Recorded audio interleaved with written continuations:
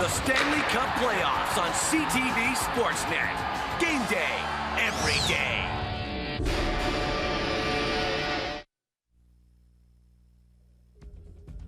The playoffs are well underway in the CHL, and most of the top teams are proving why they belong in postseason. The WHL's opening round seen the Calgary Hitmen continue their Eastern Conference domination, while the Western Conference still looks for the top team to surface.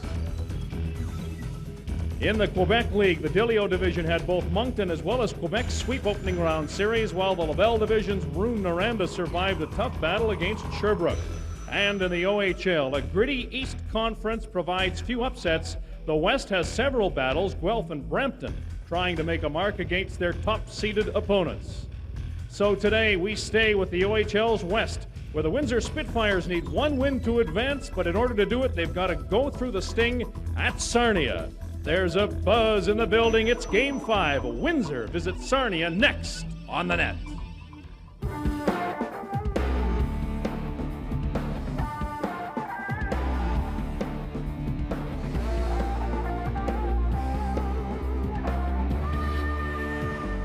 And on the campus of Lambton College in Sarnia, Ontario, they've built a new arena. It's a couple of years old now to replace the one downtown. The building's better. The Sarnia Sting are better too, but they'd better be better today. It's Game 5. And the Sports and Entertainment Center in Sarnia seats about 5,000. None better bedecked than those youngsters who are here to cheer on their Sarnia Sting, who are up against it. Good afternoon, everybody, and welcome to the CHL Sunday. I say afternoon because yesterday at this time it was morning. We've had a time change. These guys are going to be playing at about 11 o'clock in the morning, at least for the first drop of the puck. That's like playing pee-wee hockey, but if one of these two teams could be accused of not playing up to snuff, it might be Sarnia in the past few games. Windsor lost the first game big, but they've come back to take the next 3 games.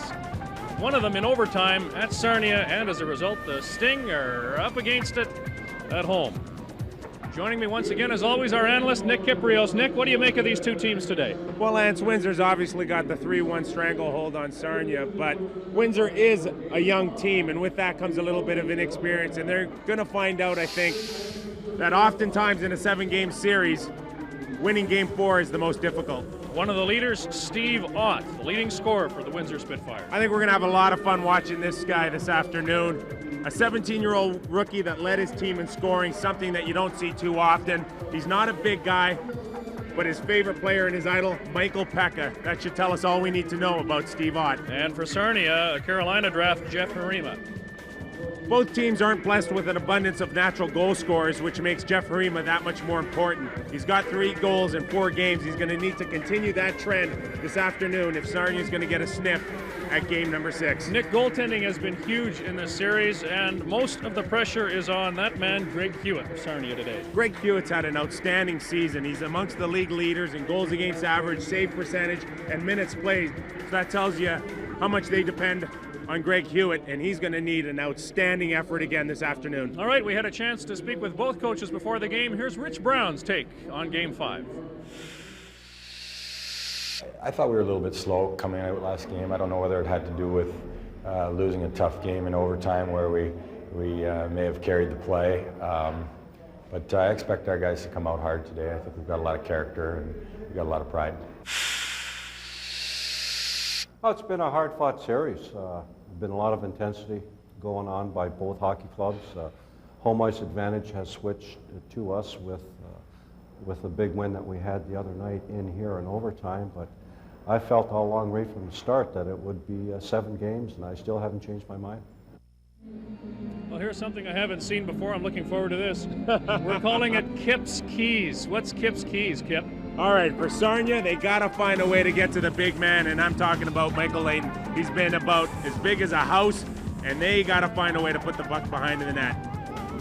Now, for Windsor Spitfires, they need to get off to a good start. I mentioned that they're a young team, so what they're going to want to do is get in here, get off to a good start, and discourage the sellout crowd in thinking that this series can go longer than this afternoon. Well, and if they can take the crowd out of the game here in Sarnia, they might be able to take the Sting out of the playoffs. First period coming up in Sarnia.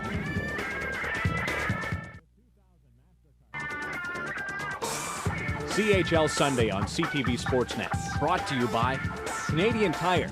still the right place. By Dodge, a proud sponsor of Major Junior Hockey. By Molson Canadian, it's a Canadian game. And by Sherwood, proud to serve the hockey world.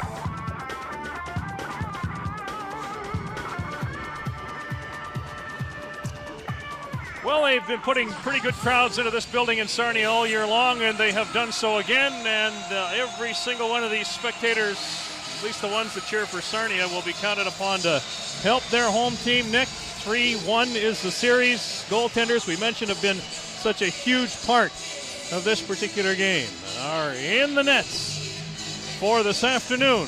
Brought to you by Heaton. And we speak of goaltending, and we speak of Mike Layton, a Sarnia native who has been just brilliant, Chicago draft pick. And he was mentioning earlier before the game, tickets were a bit of a problem here, as friends and family will be watching closely. Greg Hewitt was the OHL goaltender of the month for February, the 1.32 goals against.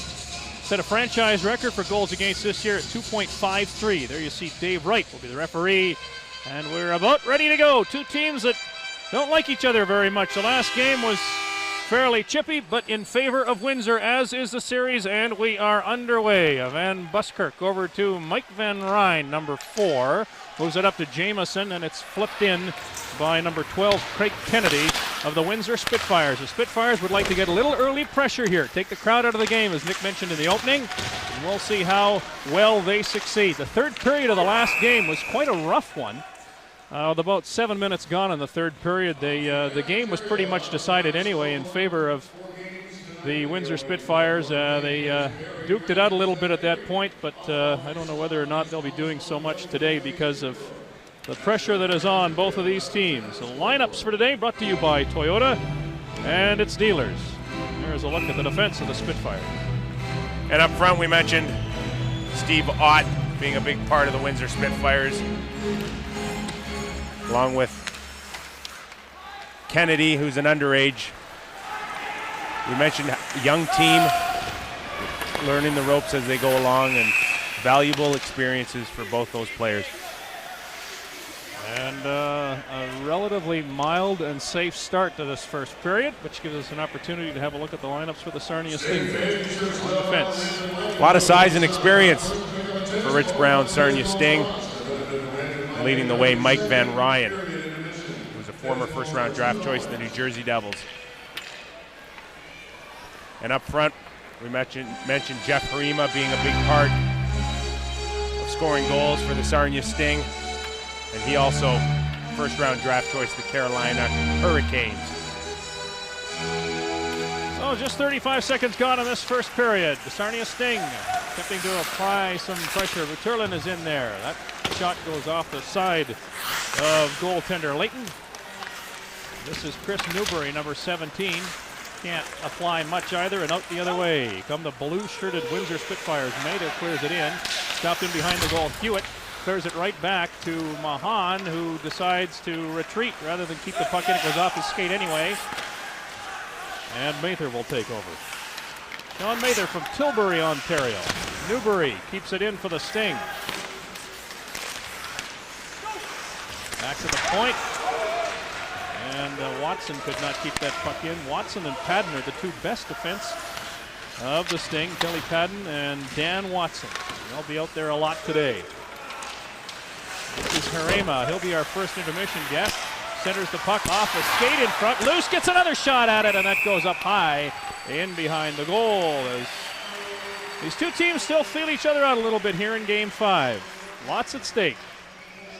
Well, there we get a good opportunity to see Jeff Harima and what he brings to the table, which is good speed along the boards, and then good opportunity here in the slot, a shot that gets deflected by Finnegan and into the stands. But we mentioned that he needs to be a big part of this afternoon for Sarnia to continue. Carolina draft, first round, 11th overall in 1998. Played in the Prospects game in 1998. Was a member of the Midget AAA champions out of Thunder Bay in 96-97. Face-off won by the Spitfire. This is Gleason. Along the far side, worked up through center ice. Cleared in by Watson. Hewitt will stop it. That's off for Polonic. Goes off his skate at a bad angle. Van Ryn, the captain, picks it up, gets it to center. They try again, manages to kick it in. No offside. Shot back out. Watson again with it for Windsor. Van Ryn turns the other way. Lots of international experience for this young man. And Luke Roux will touch the puck, and we've got a stoppage and an elbowing penalty, and it goes to the visitors. Curtis Watson will get the gate for elbowing. And again, we talk about playoffs being a critical time to maintain your discipline. Here on offensive zone penalty. Curtis Watson will get the gate on an elbow, and Sarnia gets a good opportunity here to get on the scoreboard early. Curtis took a puck on the nose 2 weeks ago. Smeared it pretty good apparently, and just rounding back into form now, so that's why he wears the big face protection that he's wiping off there in the penalty box. So the first power play of the game goes to Sarnia. And this is Eric Himmelfarb, number 19, one of the young Sarnia Stings, taking the face off. He lost it. Van Ryn for Himmelfarb. Ott loses it. Mather is out there for Windsor, and he clears it off the boards. Van Buskirk, Ryan Van Buskirk.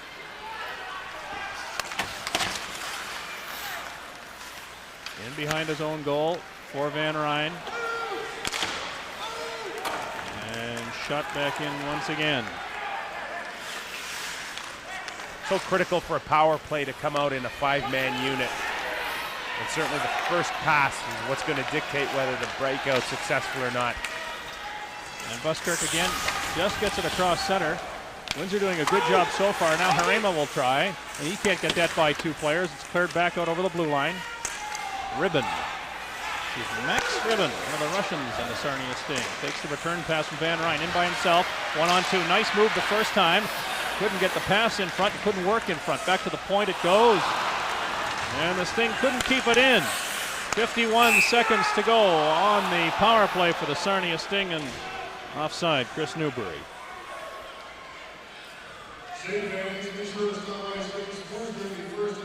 Why power plays and penalty killing are so important, especially in the playoffs. Certainly Chris Newbury knows all about that. He came over in a trade, the Belleville Bulls, earlier in the season, and he's been just a terrific addition. Plays a pesky role, gritty. And when Rich Brown describes Chris Newbury, he says, a lot like Darcy Tucker. Padden for Dusty Jamieson, who took a good solid body check. 38 seconds to go. There's a shot by Padden that doesn't get through, deflected by Boucher. Now it is cleared out and down the ice by Dan Groden, number 4, and we've got another stoppage in play and an interference penalty this time. Well, the penalties continue to be a trend in this series. All season long, these two teams battling at a pretty even keel. 1 point separating them in the standings after 68 regular season games. So 28 seconds to go in the one penalty to the Windsor Spitfires, and then they'll be on the power play for the next minute and 32 seconds. Face-offs are important too, Nick, and that's what I understand one of the big differences has been in this series is the face-offs. They have favored the Spitfires dramatically, but Sarnia wins that one. And when you're talking about face-offs, especially in key situations, you're talking about puck possession for possible 10 or 15 seconds. Off the skate of Polonic. Layton leaves it there, now fires it off the boards. Harema moving in. And they jostle. Luke Ryu is number 8, and he gets it out through center ice. 2 seconds to go in the penalty to Windsor, and then there on the power play, and Sarnia's penalty killer. And Buskirk in behind his own goal. To nobody in particular. Grant picks it up for Windsor. He's being watched by the defenseman. Kennedy moves in, number 12. Comes back to the point. There's a shot, save made. First good shot on goal by the Spitfires today. We're almost 5 minutes into this first period. Hewitt couldn't stop that. Kennedy flips it high along the glass at the end of the rink. they've lost the puck. I think it was caught in the netting, but the referee and linesman took a while to figure out that that's where the puck was, and so he mucked a little bit in the corner. We'll have a face-off to the left of the goaltender. And right in the middle of it again, Stephen Ott, who's been driving Sarnia Sting nuts in this series so far. We mentioned earlier on the top of the show, not a very big guy, but certainly does bring a big game in. Got a chance to see Stephen Ott during the Prospects game back at the Air Canada Centre. There's no question he is amongst the top prospects available this June in the National Hockey League. Yes, Steve Ott is our MasterCard top prospect for this game. Nick, brought to you by MasterCard, the official card and payment system of the Canadian Hockey League. Especially in a playoff series, when you got a chance every other night to see a guy like Steve Ott, that's when things start getting personal. And the emotions fly high. And this one's been a battle so far. And shot down the ice with less than a minute to go in the power play. So Windsor sets up again. Finnegan to Rue. Cleared back down, and Finnegan will try once more. 40 seconds to go now. Rue again. Luke Rue, one of the most reliable defensemen, number 8 out there.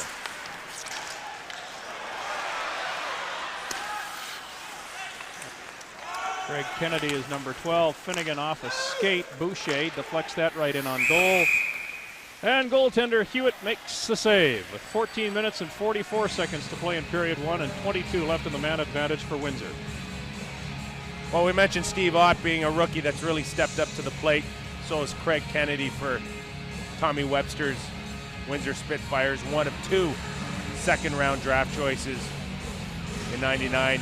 Got a quick release, and at times has been guilty of perhaps not using it enough. But certainly, again, valuable experience this playoff time for young players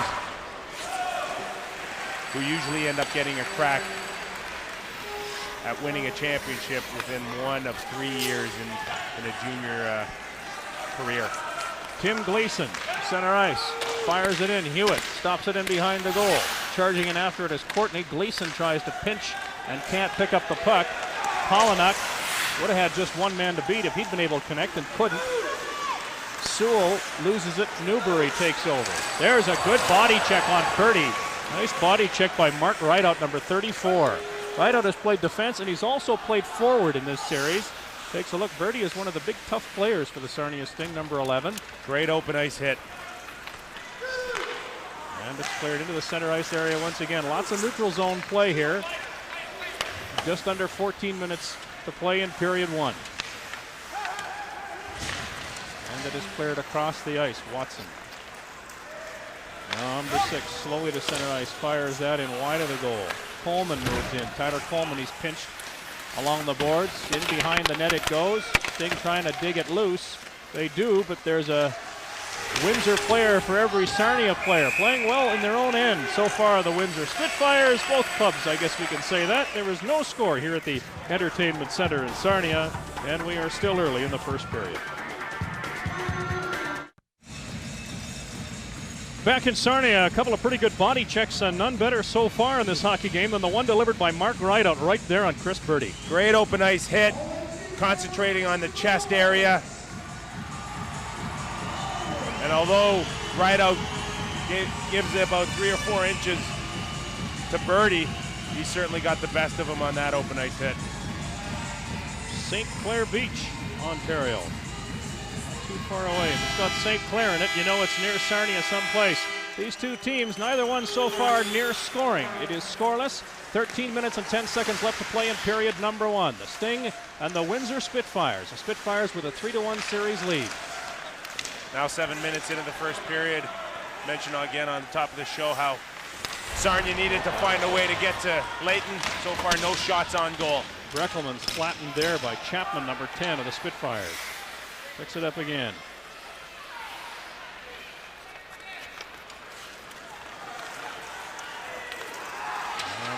is Himmelfarb, again the rookie for the Sarnia Sting. Just gets it in across the blue line, and it's fired right back out.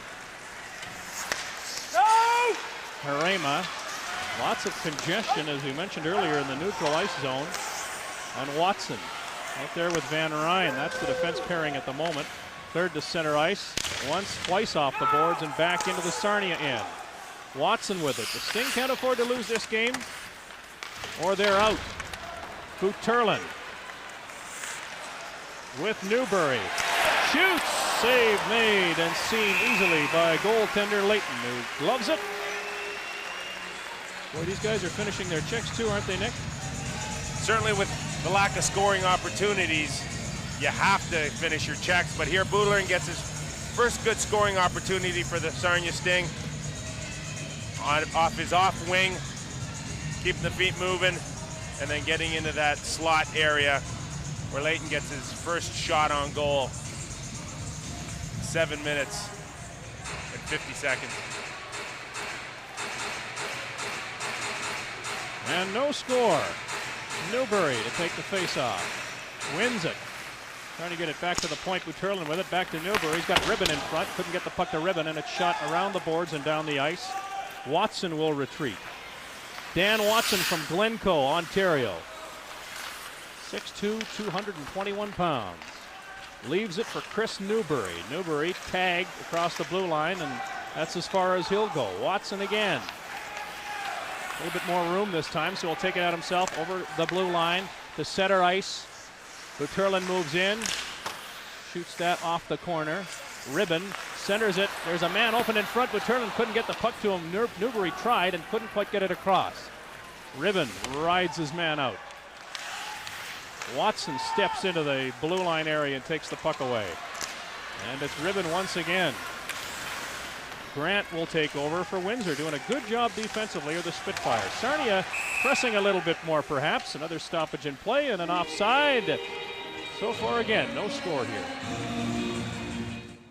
It's time to play the Dodge Trivia Contest. Win this Dodge Caravan 26T family minivan to be given away in our Memorial Cup telecast on CTV Sunday, May 28th. Or win a Roots Leather Melton CHL jacket or a Nike training suit. Phone now and answer this trivia question.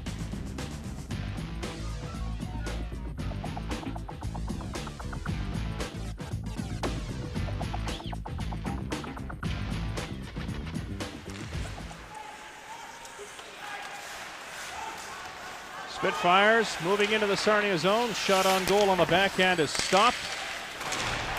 And another good body check, only this one wasn't legal in the corner. And up goes referee Wright's right arm. And we've got a high sticking penalty, at least one penalty coming up. And it looks as though Curtis Watson is going to go off. Watson, number 36 of Windsor, as Jamieson slowly gets to his feet.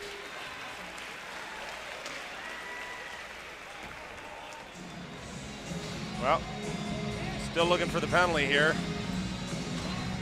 This one's on Van Buskirk taking it, and we should be seeing 4-on-4 hockey here. But the physical stuff continues. Curtis Watson, his second penalty of the period. High energy guy that has to play a certain way to be effective for the Windsor Spitfires.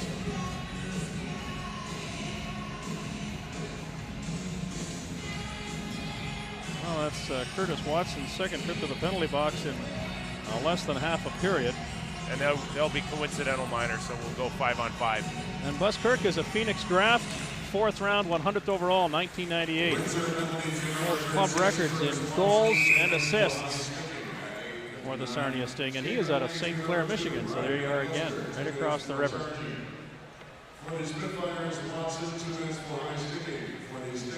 Club records in goals, assists, and points by a rookie. And he's been real steady all season long. Again, last year nominated for top defenseman.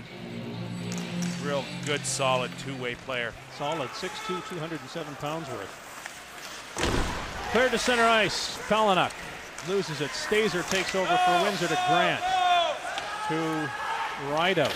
Off the boards, Palanuck intercepts that. Himmelfarb moves in there as well.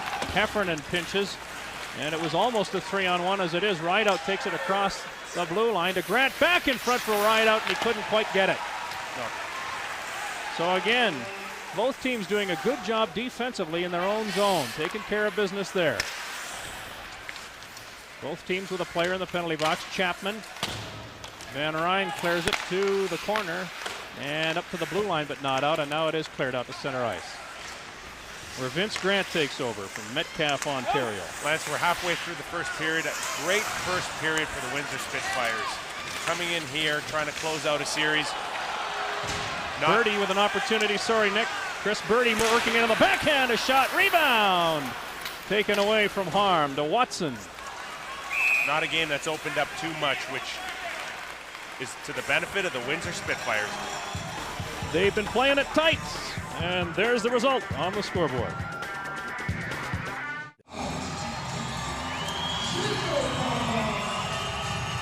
And Ryan Courtney gets a penalty for holding in that last series.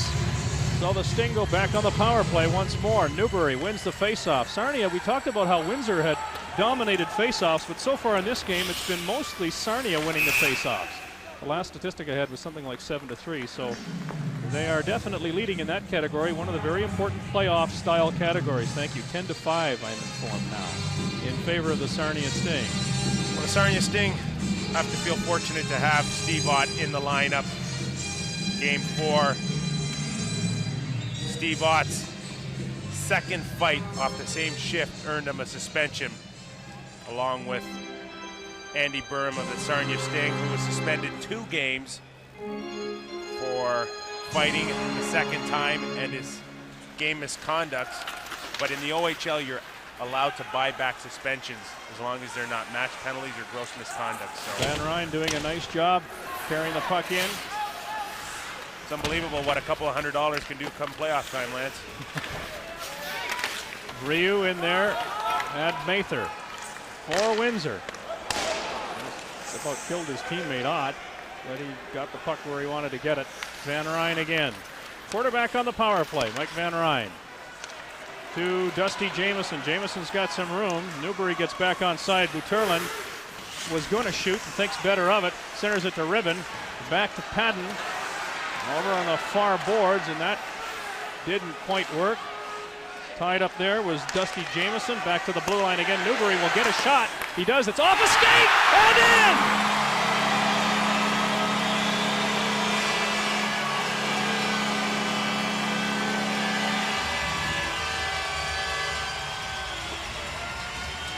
Dusty Jamieson doing a good job keeping his stick on the ice. And when your stick's on the ice, good things happen. Newbury does a good job of getting the puck through off a sliding Mather. And Jamieson just sits and buys his time as he just gets a piece of it and catches the near post. Big first goal for the Sarnia Sting. He'll tell you he planned it that way, but it was deflected twice. It went off the shot block, and then it went to Jamieson.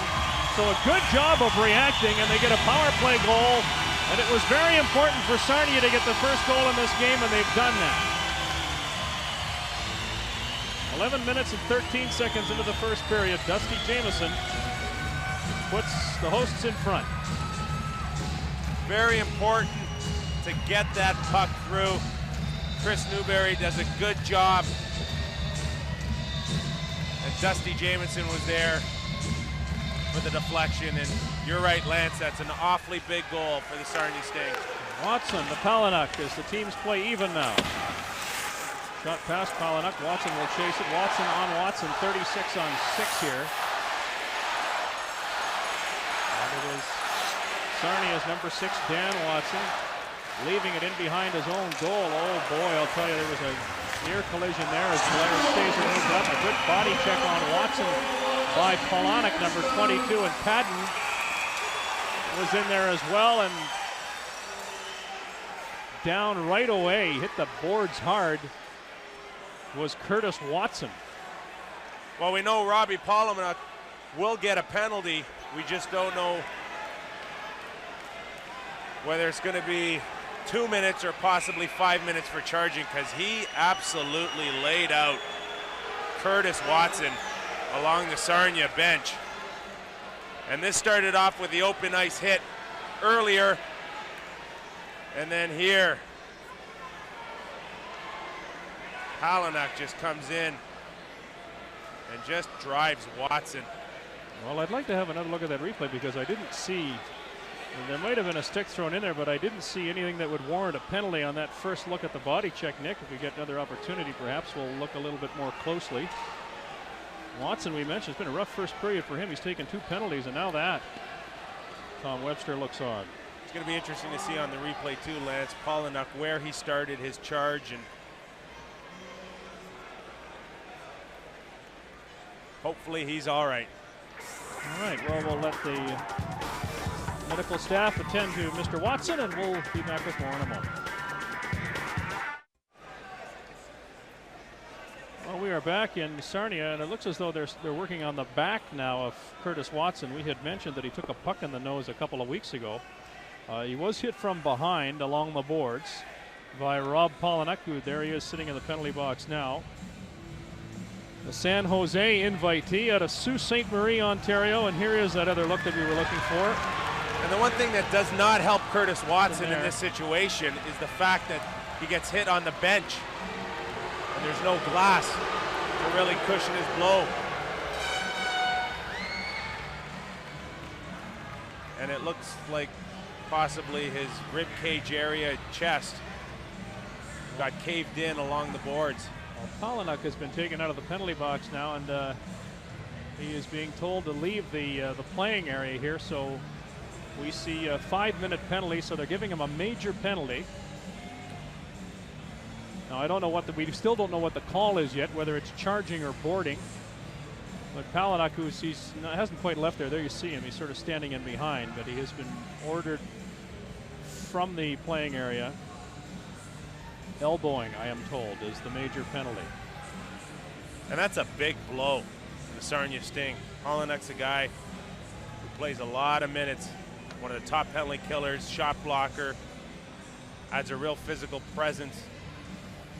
Well, this is somebody who Coach Brown called the heart and soul of his hockey team. Rob Palinuk, a 19-year-old, 32 points this season.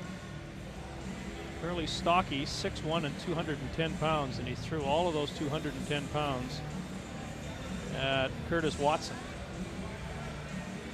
We haven't seen many scoring opportunities here in this first period, but we've certainly seen a lot of physical play here. Watson is one of these guys who played himself onto the team. He was a 16th round selection. Who came to camp. He was 280th overall in 1997, and not too many 16-round selections make it to the big club to stick, but he has. Not real big, 5'11" and 180 pounds, so he gave about 20-25 pounds away to the forechecking, hard-checking Palinuk. Not a big goal scorer, 3 goals, 61 games. But he certainly brings that high energy to Tommy Webster's hockey team. Well, he's sitting up. That's good news, and they're going to see if they can get him off the ice. So we expect at this point, given what they were looking at, we don't want to presume too much that it may have been some kind of a back injury. I'm watching to see how much weight he's putting on his legs, too, because it might be a knee. If they're helping him off like that, it could be any one of a number of things, I suppose. Nonetheless, both teams have lost a player. Curtis Watson is gone, at least for a little while. And Rob Palinuk is gone as well. 5 in a game is what the... Well, this game's about action and reaction. Certainly, off of one hit comes another one. Watson does a good job keeping the puck in, but he kept himself vulnerable along the bench where there was no glass to really cushion any type of blow, and he paid the price. Okay, so a 5-minute power play for the team that is down 1 goal, the Windsor Spitfires. So Sarnia, they've got the 1-goal cushion. Let's see how they do. They've got 5 minutes to kill. Luke Ryu, number 8 for the Spitfires. 8 minutes and change left to go in period number 1. Slowly out towards his own blue line in center ice. There's a pass for Kennedy. Kennedy working in! Couldn't get the shot away. Nice job by Watson. That's Dan Watson of the Sarnia Sting. And an offside call. So the faceoff will come outside the blue line in the Sarnia end. 4 minutes and 39 seconds to go in this power play. Well, with a 5-minute major, Rich Brown's going to be leaning heavily towards Ryan Hare, who's, along with Dusty Jameson, his top penalty killers. Well, he's a member of not a real big duo there, really. Jameson and Hare aren't that big, but they are fast. Andy Burnham on the other side, who usually plays their number 24, is 6'5". He's a pretty big boy. Great work ethic, which start and pretty much end on the penalty killing. Ott with a backhand shot. Loose puck in front. Van Ryn sweeps that into the corner. Hare clearing it to Watson. Watson, Sarnia's most scholastic player. Won an award for that, 98-99. Luke Roux gets it ahead. This is Ott for Boucher. Boucher's got Sewell with him. Tried to flip the puck. I'm not sure whether he's flipping it towards the net or in behind the goal. Newbury backhands it to center ice. Less than 4 minutes to go on the power play. Sewell again as they'll try to set it up to Finnegan. Finnegan has to stop quick. Luke Ryu in behind the net. Now gets it back. There's a shot that almost made its way in on goal. Finnegan trying to pinch. Pinches all right, but doesn't keep the puck in. And Ryu will retreat as Ribbon fires it down the ice. Sarnia doing a good job with their straight lines on the penalty kill. Not really giving Windsor any chance at all to get any kind of puck movement. Ryu to Grant. Hewitt got a piece of it, but not all of it. Spitfires now with a bit more time. Gleason waiting for the pass that didn't come. Now he gets it. There's Gleason with a shot. They score!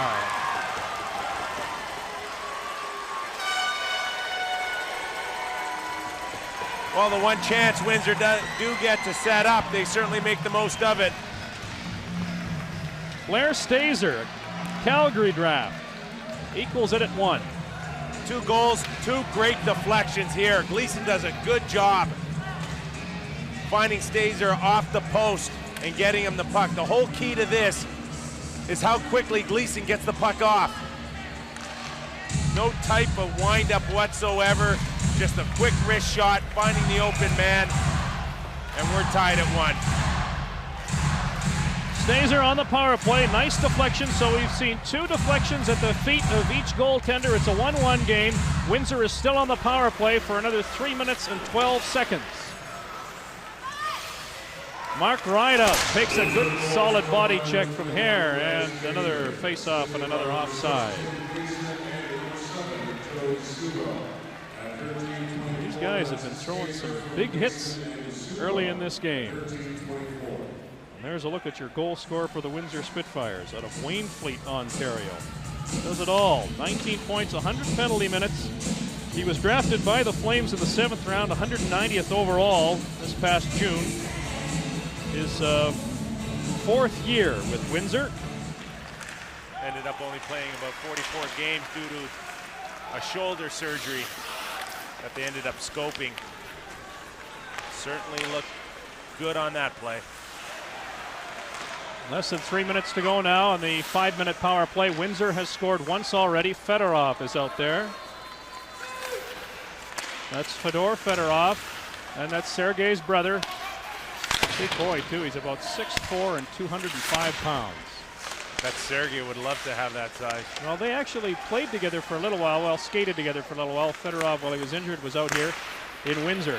There's a centering pass and a shot and a great save. Best save of the game so far by Greg Hewitt.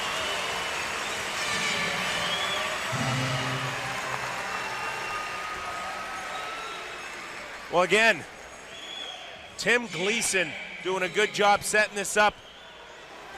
Quick release right there, finding the man off the post again. And only to have Hewitt with a big glove save keep this score tied at 1. But again, Gleason doing a good job here, faking the slap shot this time and going down low. Mather getting a great opportunity in the slot. Ryu keeping it in for Windsor along the wall. Heffernan jostling in there. Boucher, it comes loose. and goes off the glove of Ryu. Finnegan will go back for it for Windsor. 2 minutes to go in the power play. It's a 1-1 game here in Sarnia. Finnegan now to Ryu, who's been out there most, if not all, of this power play. Fires it into the far side. Boucher is out there with Kennedy, who's going after it. He's stopped. Heffernan doing a good job defensively, and they pick it up and fire it back down the ice. Finnegan looking for Ryu again. He's got him on his right-hand side. There's the pass. Luke Ryu, number 8, to center ice. Clears it in. Hewitt will stop it once more. Fires it back. Ryu doing a good job of keeping it in that time. Boucher being forced. Loses the puck. Then Van Buskirk just flips it out to center ice with his glove, and they say, you closed your hand on it. And that brings a face-off back inside the Sarnia zone with 1 minute and 24 seconds to go. Well, this is, Nick, I was just going to say this is one step along the long road to the Memorial Cup. And it's something that we're very much looking forward to bringing you here on CTV Sportsnet. There it is, the MasterCard Memorial Cup from Halifax. It begins on May the 20th and runs until the 28th. The Canadian Junior Hockey Championship, and we've got it all on CTV Sportsnet. And it might feature one of these two teams, you never know. Rideout at the point. 1 minute and 20 seconds to go on the power play. Harima, number 26, is in there for Sarnia. Now he backs off. Grant works in there. Now Harima gets it and flips it down the ice. So really, Windsor's only had 1 or 2 opportunities to score, and they converted on one. Stazer getting the goal for the Spitfires, and we're at 1 here. Grant can't get to the blue line. Harima with a little bit of ice, works in across the line. Now he's forced to the side by Gleason, who does a good job. Sewell off his stick. And up through center ice it comes. Stazer, the goal scorer, loses it to Watson. 44 seconds to go. Perhaps time for 2 more rushes. Sting making changes defensively. Sewell to center ice. Stops off the stick of Rideout. And then Sewell couldn't get the backhand to go. Hare chasing it hard. Doesn't get there in time. Sewell once more, a long shot. That's just wide of the goal. Stazer. And that wasn't going to reach the net. And that does at the other end of the ice.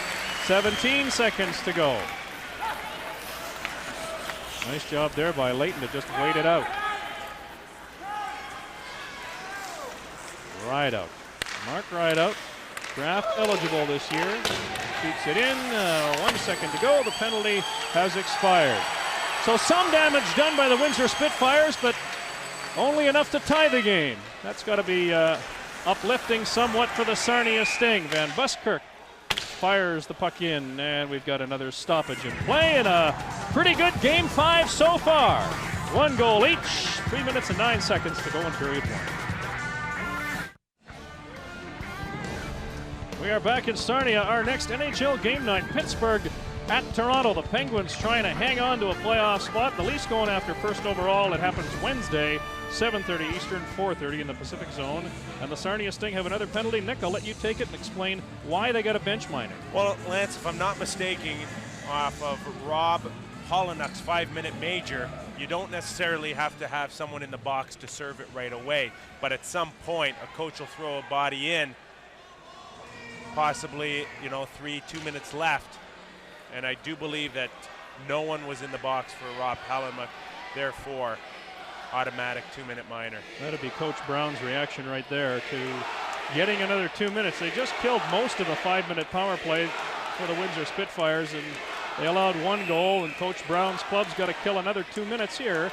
3 minutes and 9 seconds to go in period 1. Well, it doesn't get any easier. You're down 3-1. You lose one of the players to a game misconduct and a hard body check, and now you're faced with another penalty kill situation. 1 for 2 on the power play of the Spitfires, but again, that was a 5-minute major that really I thought Sarnia did a good job of killing off, with the exception of 1 or 2 good scoring chances, and Windsor's looking for more. Here they go. Van Ryn, the captain, in there, pushing and shoving. They do get it towards the net. It's loose.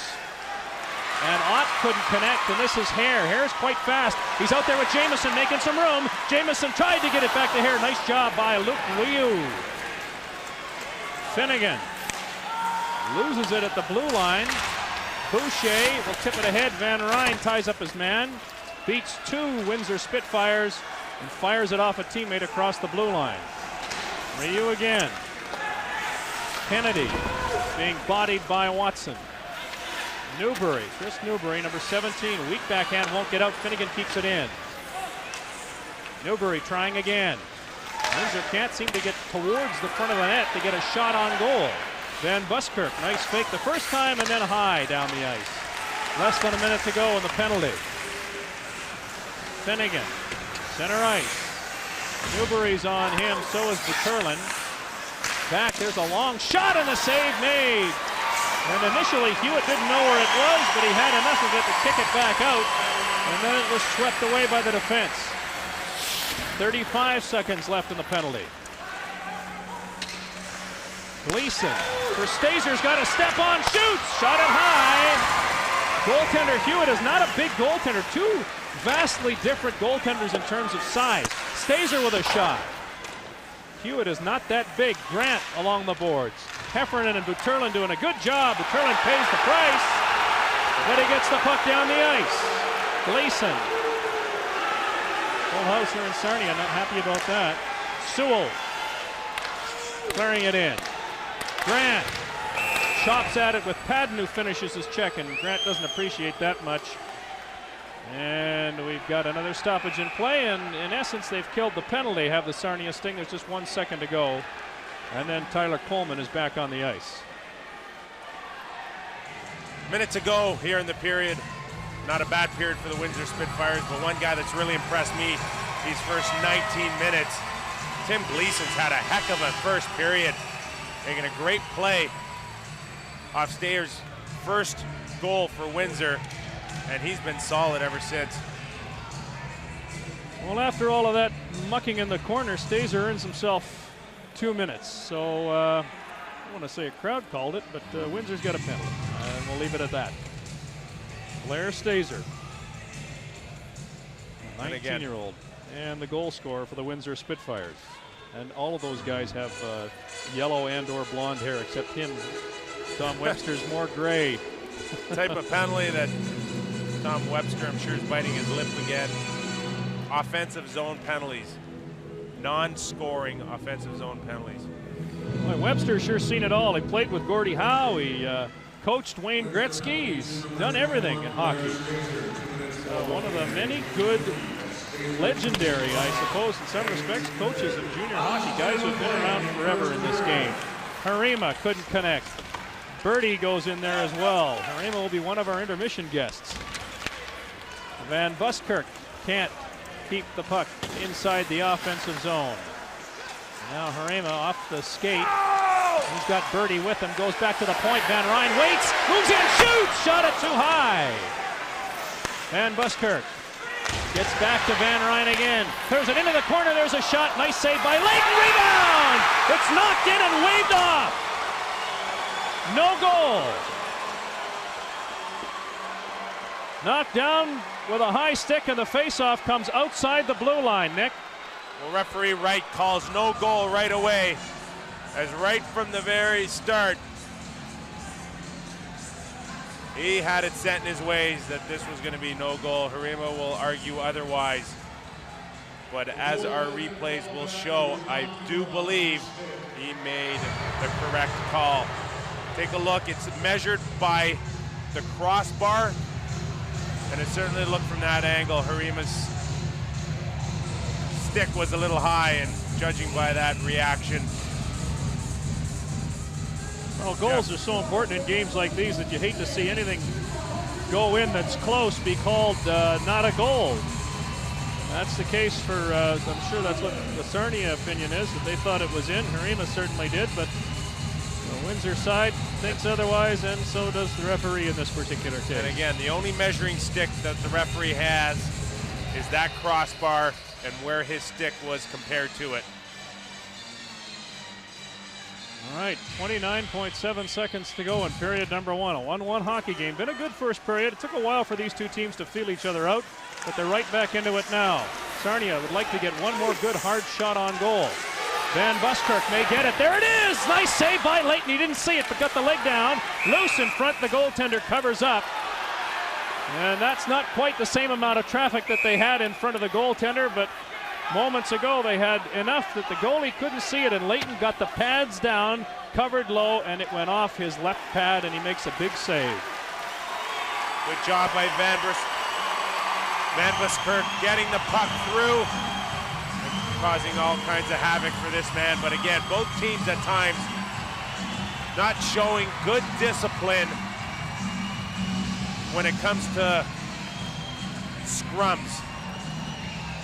And now Windsor will go 2-man short and give Sarnia a great opportunity for 14 seconds to go and then to start the second period.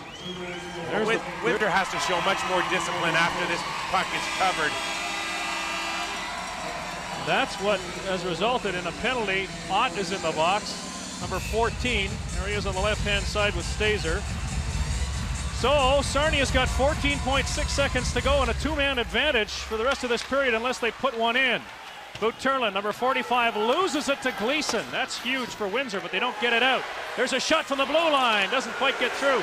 Another shot by Van Buskirk, and goaltender Leighton came out to cut down the angle. And thankfully, I'm sure for Coach Tom Webster and the Windsor Spitfires, an end to the proceedings here in the first period. It's a pretty good hockey game so far, a 1-1 hockey game. More to come, our first intermission after this break in Sarnia.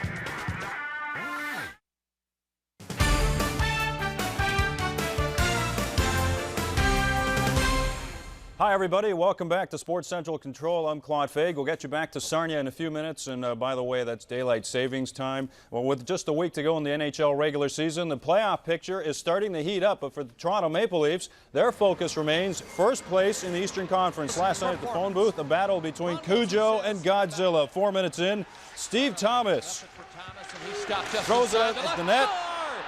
Beats a screened Ole the goalie, his 23rd, 1-0. Caps draw even. Joe Riekke's point shot handcuffs Cujo, and Glenn Metropolit knocks it home, his 4th for the Toronto native, tied at 1. Caps looking for more. The goalmouth scramble. Now keep your eye on Thomas Cabrillo. Puts his hand on the puck in the crease, and that's a no-no. That means penalty shot. Alf Dolan will take it, but Cujo says no. He's 7 of 9 in career penalty shot situations. Late in the first, Leafs pretty passing here. Thomas to Sundin to Jonas Hoagland, who nets his 29th, 2-1 Leafs after 1. Second period now, Yannick Perreault breaks in, makes a great backhanded move to beat Ole the goalie, his 18th, 3-1. Leaf fans loving that one. Then nice footwork here. Sergei Berezan will bat it home, his 25th. Off the Perreault pass, 4-1 after 2. The Leafs hold on to win this one 4-3. Toronto's first win in Washington since 1994 moves them within a point of the Caps for second in the Eastern Conference, just 3 back of the leading Devils. A key Western battle, Oilers and Coyotes at Skyreach last night. Oilers just 2 back of the Desert Dogs. First period, Edmonton power play. Dougie Waite to Ryan Smith. He makes no mistake with his 27th, beating Sean Burke 1-0. Oilers keep coming. Boyd Devereaux to Bill Guerin, who nets his 23rd, 2-0 Oil after 1. Second period, Waite over the line will feed Smith again, who taps in his 28th past Burke. 3-0 Oil. Second of the game for Smith. Scary moment here. Dallas Drake lines out Boyd Devereaux with a clean hit. Devereaux stayed down for several minutes. He was taken off the ice by stretcher, out with a severe concussion. 11 seconds in the third. 3-2 Oil. When Greg Adams pots his 19th, sending this one into overtime, tied at 3s, where the Oil come through. Guerin waiting for Tom Pody, who moves in and sneaks his 9th past Sean Burke. That's the winner. The Oil win this one 4-3. They remain in 7th place, just a point behind the Desert Dogs for 6th in the conference. Doug Waite records career assist number 400. Guerin ends a 14-game goalless drought. And don't forget, Sports Central is a place to be for all the latest from what is shaping up to be a busy day in the world of sports. So drop on by and join me for the early edition. We'll get you back to Sarnia after this.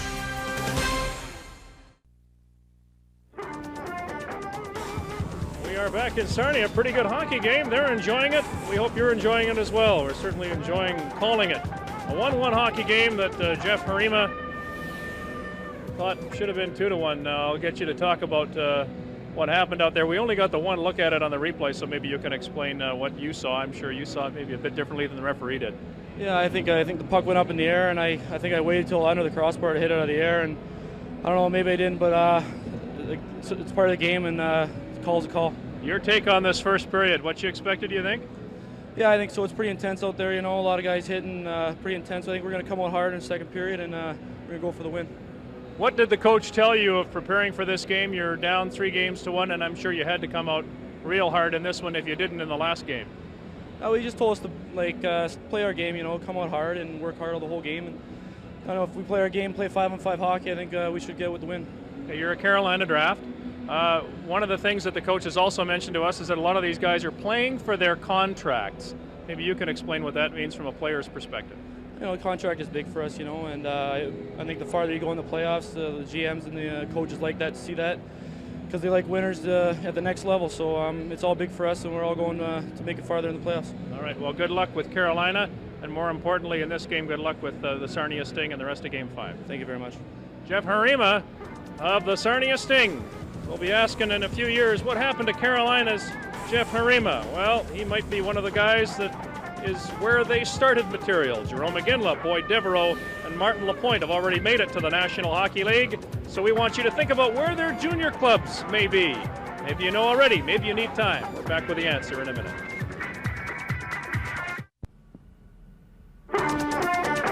Well, we figure we've given you enough time to figure out where they started. Calgary's Jerome McGinley, Edmonton's Boyd Devereaux, and Detroit's Martin Lapointe. Lapointe of the Laval Titan. Boyd played in Kitchener, and Jerome played for the Kamloops Blazers. Now you know where they started.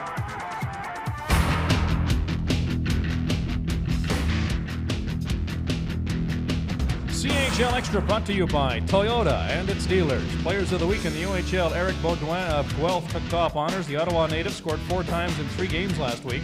In 68 games, the Tampa draft 72 points, 38 goals, 34 assists. In Quebec, Frederick Brindamour of the Montreal Rocket. 2 games, 2 wins, and 1 shutout. And Ryan Hallweg of Medicine Hat is the Western League Player of the Week. He closed out his first WHL season with 7 points on 2 goals and 5 assists. He finished the season 19 goals, 27 assists, and 46 points. The top 10 in the CHL, and this is something different than you will see in regular season because these mean a little bit more now. Calgary still rated number 1. Plymouth from Ontario, number 2. Rimouski of Quebec at number 3. And there you see the teams that are challenging the top 3 positions across Canada in the CHL top 10 as we enter playoffs. Other news, the OHL conducted an investigation of an incident in a playoff game in Barrie after North Bay's Daryl Upton fractured an ankle. The league ruled that while Barrie's Ryan O'Keefe did not intend to injure, he slew-footed Upton, so the Colts lose O'Keefe for the rest of the playoffs. And here's a look at those OHL playoffs in the most recent games. In overtime, Barrie defeats North Bay. North Bay's done a good job of staying with Barrie, but the Colts lead the series 3-1.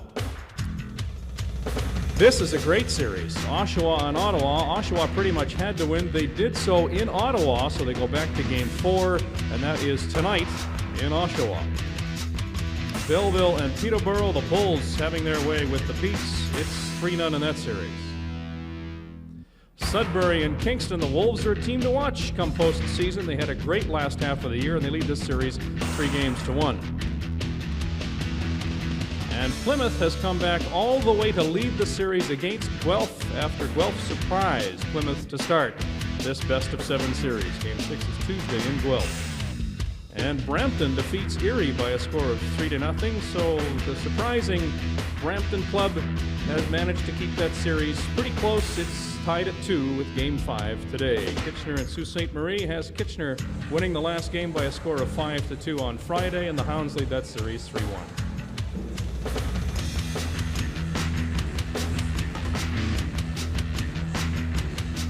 It's a 1-1 hockey game.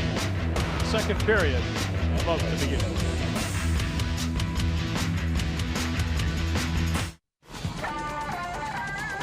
Back in Sarnia, the play of the first period brought to you by AutoPro Mechanical and Collision, the largest network of automotive professionals. It happened at 13:24, the first period on a 5-minute power play. Tim Gleason shot deflected there by Blair Stazer. And that evened the contest at 1. Our play of the period. 1-1, second period to come.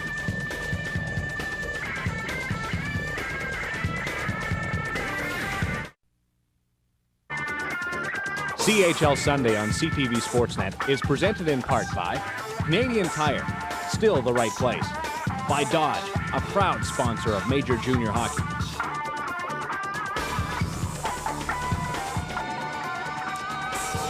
And these fans enjoyed a pretty good first period. Maybe it was because of the time change, but they played a little bit like they were sleeping in the first period to start with, and then they heated up in a hurry, really. And our first period stats brought to you, as always, by Coho, makers of the new 3380 titanium skates. Coho, a whole new game. So, in part because of the fact it took so long, those goals, the 2 goals you see there, were scored in about a 2-minute span, but it was in the second half of the first period, and right now we can tell you that it is the Windsor Spitfires down 2 men, 40 seconds to go in the first penalty. When that expires, they're down 1 for about another 40 seconds. So Sarnia on the power play, Van Ryn to Harima. Great opportunity here, fresh ice, well rested. Let's see if Sarnia can capitalize. Guterlin gets it back to Van Ryn. Van Ryn almost lost it. This fresh ice you're talking about. Van Ryn across to Van Buskirk into the corner. They work it. Harima's out in front. There's Van Buskirk. Shoots off a skate right to the goaltender. Leighton's down. Back to the point. Van Ryn shoots. Save made. Rebound on the goal line and stopped by Leighton.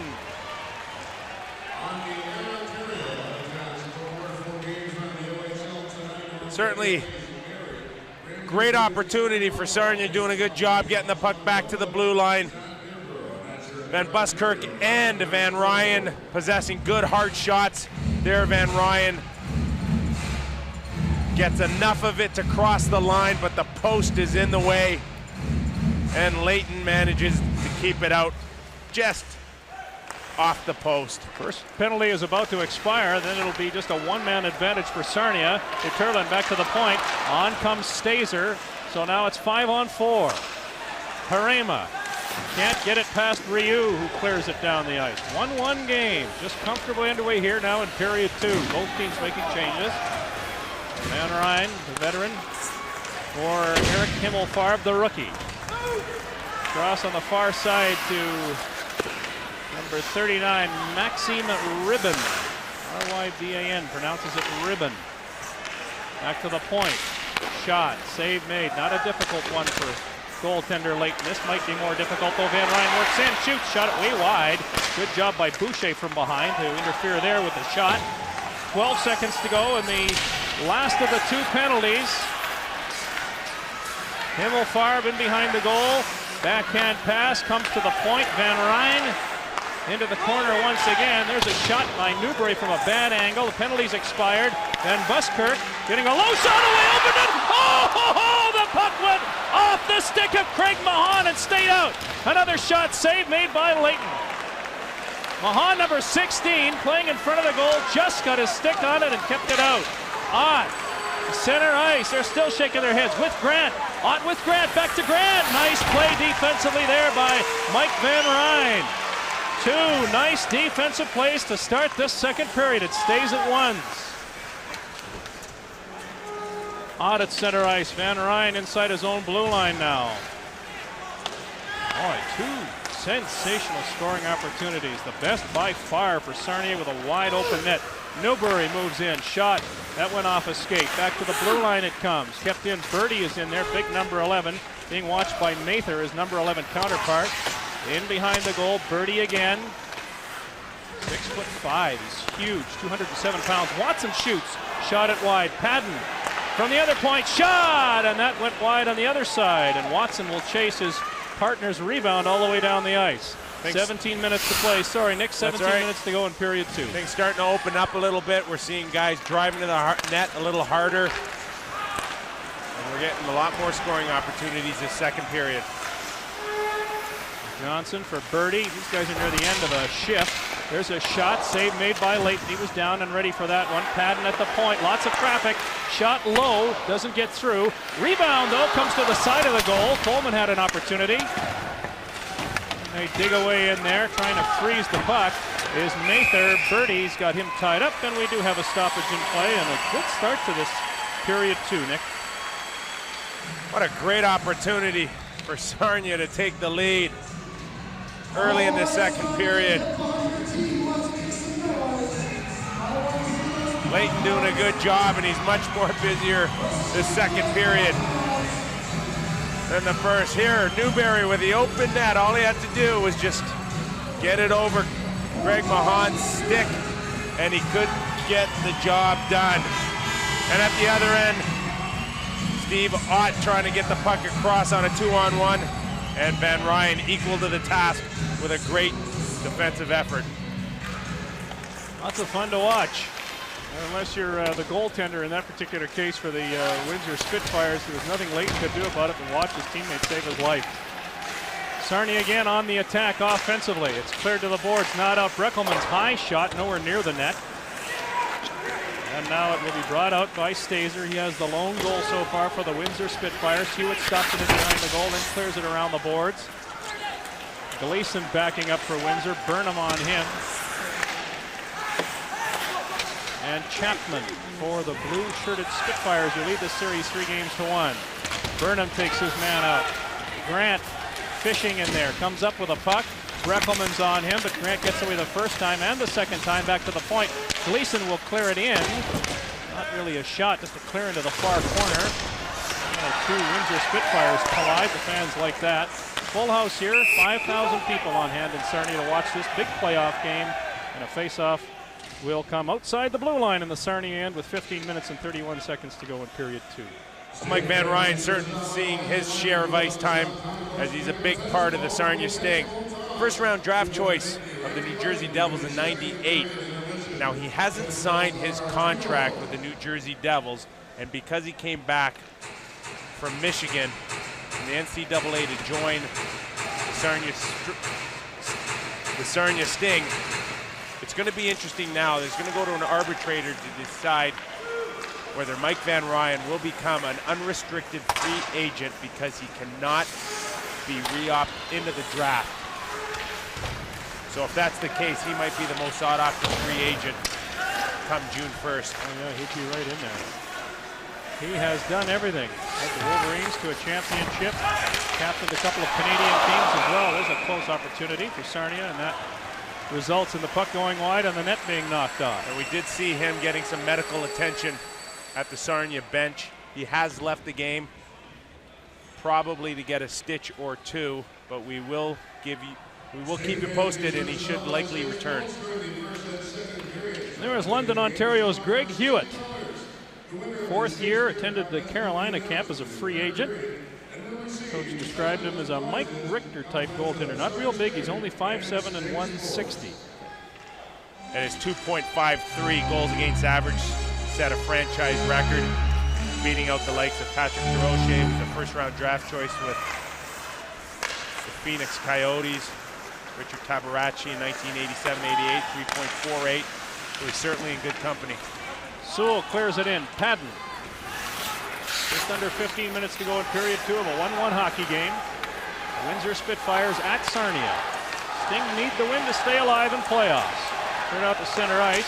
That went off a stick, that clearing pass by Newberry, and offside was either Birdie or Bertulin, and we've got another face-off. This one will be in the Windsor end. There is Chris Newberry, who was shaking his head on the bench just a moment ago after missing a, boy, you don't get them much better than that. Glorious opportunity. Went off the stick of Craig Mahan. Well, if Sarnia ends up winning this game, he'll laugh about it. And if they lose, the chuckles won't be so quickly coming out of his mouth. Likened to Darcy Tucker, Chris Newberry. Tucker, type player, 5'11", 190 from Brampton, Ontario, a member of the under-18 world team in August. And he has the puck now. Center ice, clears it back, gets the return, and tried to fire that in for Guterlin. It didn't work. They body at center ice. Stazer is out there with Chapman and Grant now for Windsor. Breckelman's can't clear it the first time, gets another chance and hits the linesman with it, but at least it comes out to the right side of the blue line for his intent. Breckelman for Guterlin, working on Roski. Roski doing a good job of taking his man in. Puck's underneath his skates. Grant is dumped by Newberry. Guterlin, Newberry Sarnia doing a good job on the corners here, trying to get the puck to the point. They do. Padden shoots, save made, loose puck! Second time in the period the puck was loose. The goaltender couldn't do much about it, and it was swept away by a defenseman. There's a good stiff body check on Guterlin by Rideout. Number 34, offside by a mile was Kyle Chapman. And another stoppage, 1-1, a good playoff-style hockey game here in Sarnia. We're back with more of the second period in a moment. Windsor doing a good job picking up loose pucks around this man here. And because he's such a big goalie, Lance loves to cut down the angle. That means he's going to leave some pucks laying around. And so far, Windsor's defense done a good job of being in a good position to back up a very aggressive Leighton, challenging shooters. Well, we mentioned Hewitt being 5'7". Leighton is 6'3", 180 pounds. 13 minutes and 30 seconds to go in period number 2. Hewitt, smaller of the two goaltenders, stops the puck. And Buskirk, one of the two van movers, you might say. Moving vans, I suppose, would be better, wouldn't it? The defense, I'm sure they've used that many times. Coleman for Sarnia. Gets it on goal, Weekly. And Ryan, of course, is the other big van on defense. Here's Kennedy centering the puck in front, and that came near the goal and then went off the skates with Gleason. Fires it back in. Kennedy, Padden watching him, pins his man. Puck still comes loose. Kennedy again for Boucher, who's ridden down, and they get it out across the blue line. So after some opening moments where they were close at either end, it's settling down in bits and pieces here in the second period. Shots on goal 12-8, favoring the hosts from Sarnia, and they have outchanced their opposition in this second period.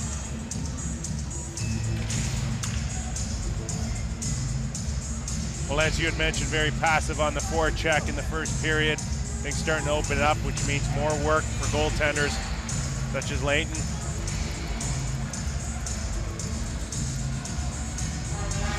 Face off just inside the blue line. Mahan. Sarnia has lost Breckelman's number 81, by the way. Not sure what the problem is there. He left and went to the dressing room just a moment ago, and I do not see him on the bench. He has not returned. So we'll keep an eye out for him. Our Plus Minus is brought to you by AutoPro Mechanical and Collision, the largest network of automotive professionals. And for the Windsor Spitfires, it's Mark Rideout, who had 3 goals in a game the other night, leading the way at +6. And for Sarnia, it's pretty even. You've got 4 players at +2. If they can win this one, those statistics will increase. Right now, they'd be happy just to win the game and worry about the statistics later. There's a centering pass for Ribbon. Watson pinches from the blue line, in behind the goal. Centered in front, there's a shot.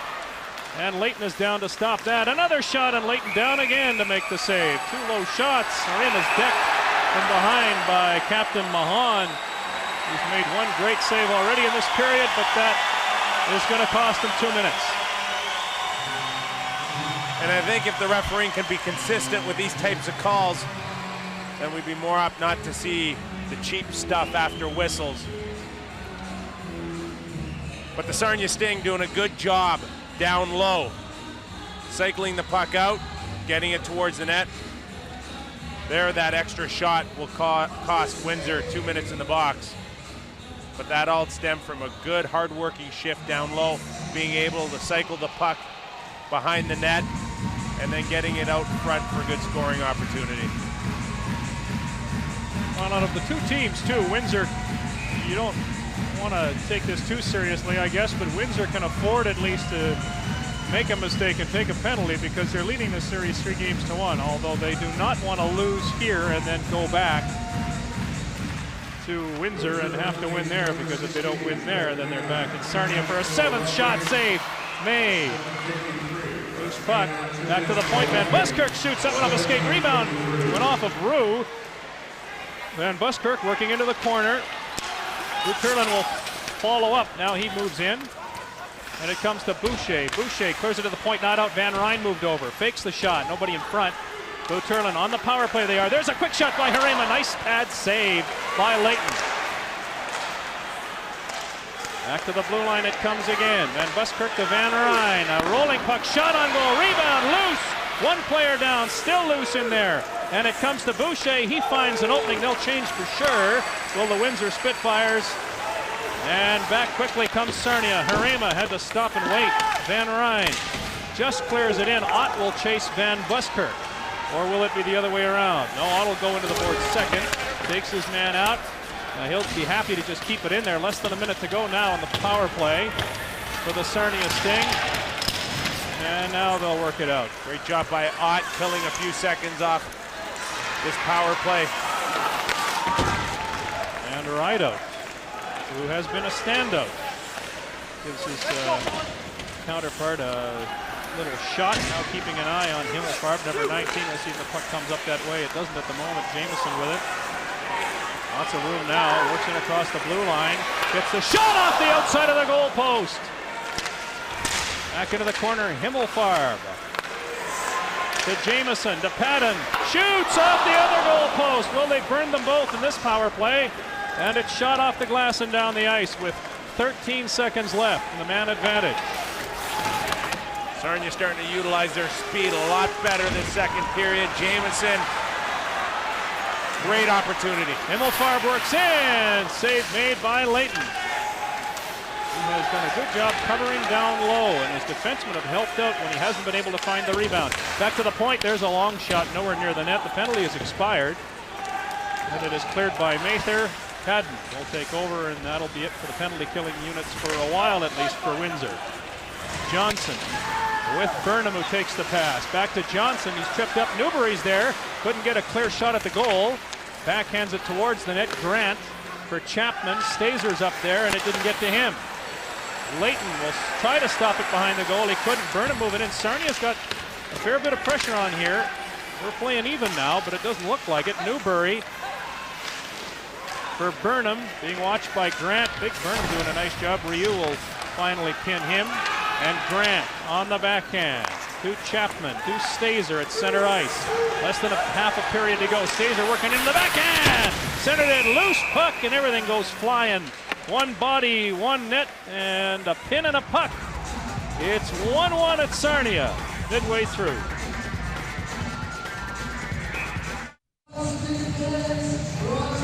Well, Dusty, Jameson showing great speed at one end, and now Blair Stazer, the Windsor Spitfires, equal to the task on the outside. Head up, feet moving, and driving to the net. That's what it's all about this time of year. Going hard to the net. Good scoring opportunity for the Windsor Spitfires. And Lance, we got ourselves a hockey game. We got ourselves a playoff game. But the scoring chances have favored Sarnia 8-1 in the second period. Coleman trying to make it 9-1. Drops it back. There's a shot on goal. Save made. And again, Leighton wasn't sure where the rebound went. But it's underneath him. And we've got a stoppage. And I believe that net bounced off again. Boy, they're coming off like they used to in the good old days. They had the big firm pins for a while, and then they took those out and put those substitute things in, and they didn't last at all. Coleman doing a good job pulling the defenseman off and allowing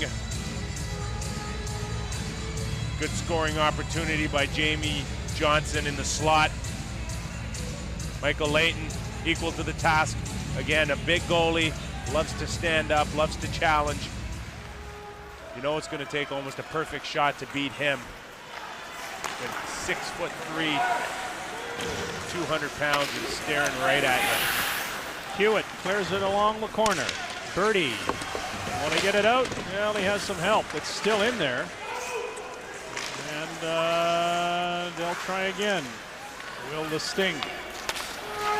We mentioned chances on goal, 8-1. We make it 9-1 now. Good scoring chances for the Sarnia Sting, but it's still a 1-1 game, and they have to win it. There's a shot on goal, a weak low shot, and again, goaltender Leighton is equal to that.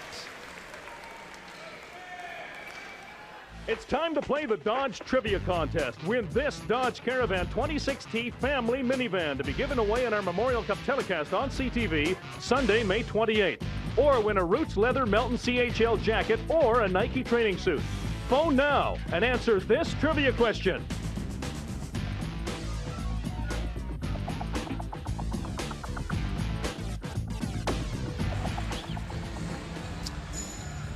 He has not had a full year behind the bench this year. Rich Brown replaced Mark Hunter in December. Hunter resigned early December. There's a shot, rebound, score!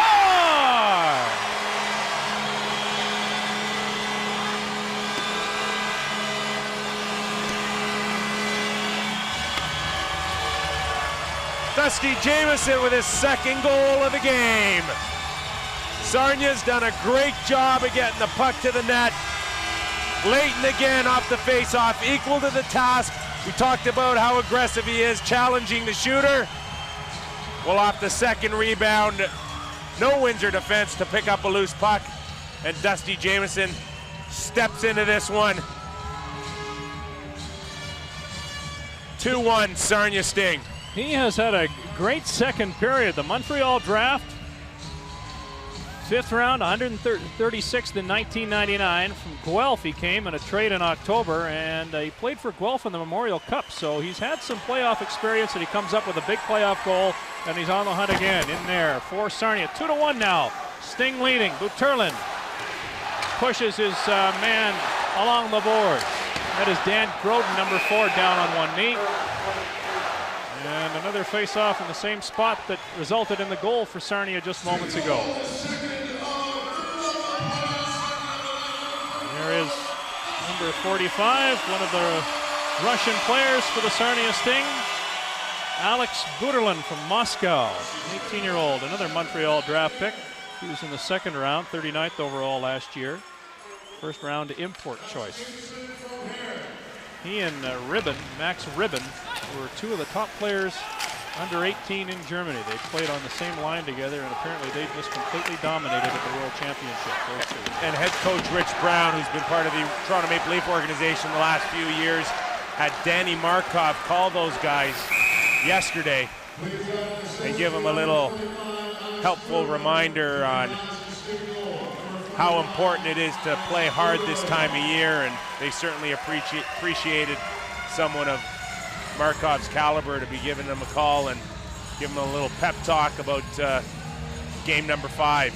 Rich Brown, of course, was instrumental in Danny Markov and his development in St. John's, Newfoundland, and getting Danny Markov to the level where he is today. Well, Brown has coached before in 94, 95, and 95, 96. He was an assistant in St. John's with the Leafs for 3 years. So he's had plenty of coaching experience, and he's no newcomer to Sarnia.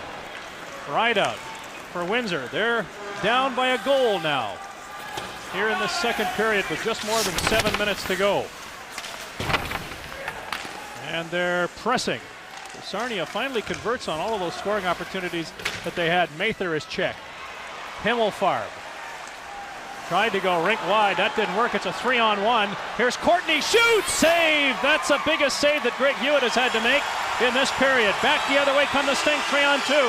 Harema feeds it to Himmelfarb.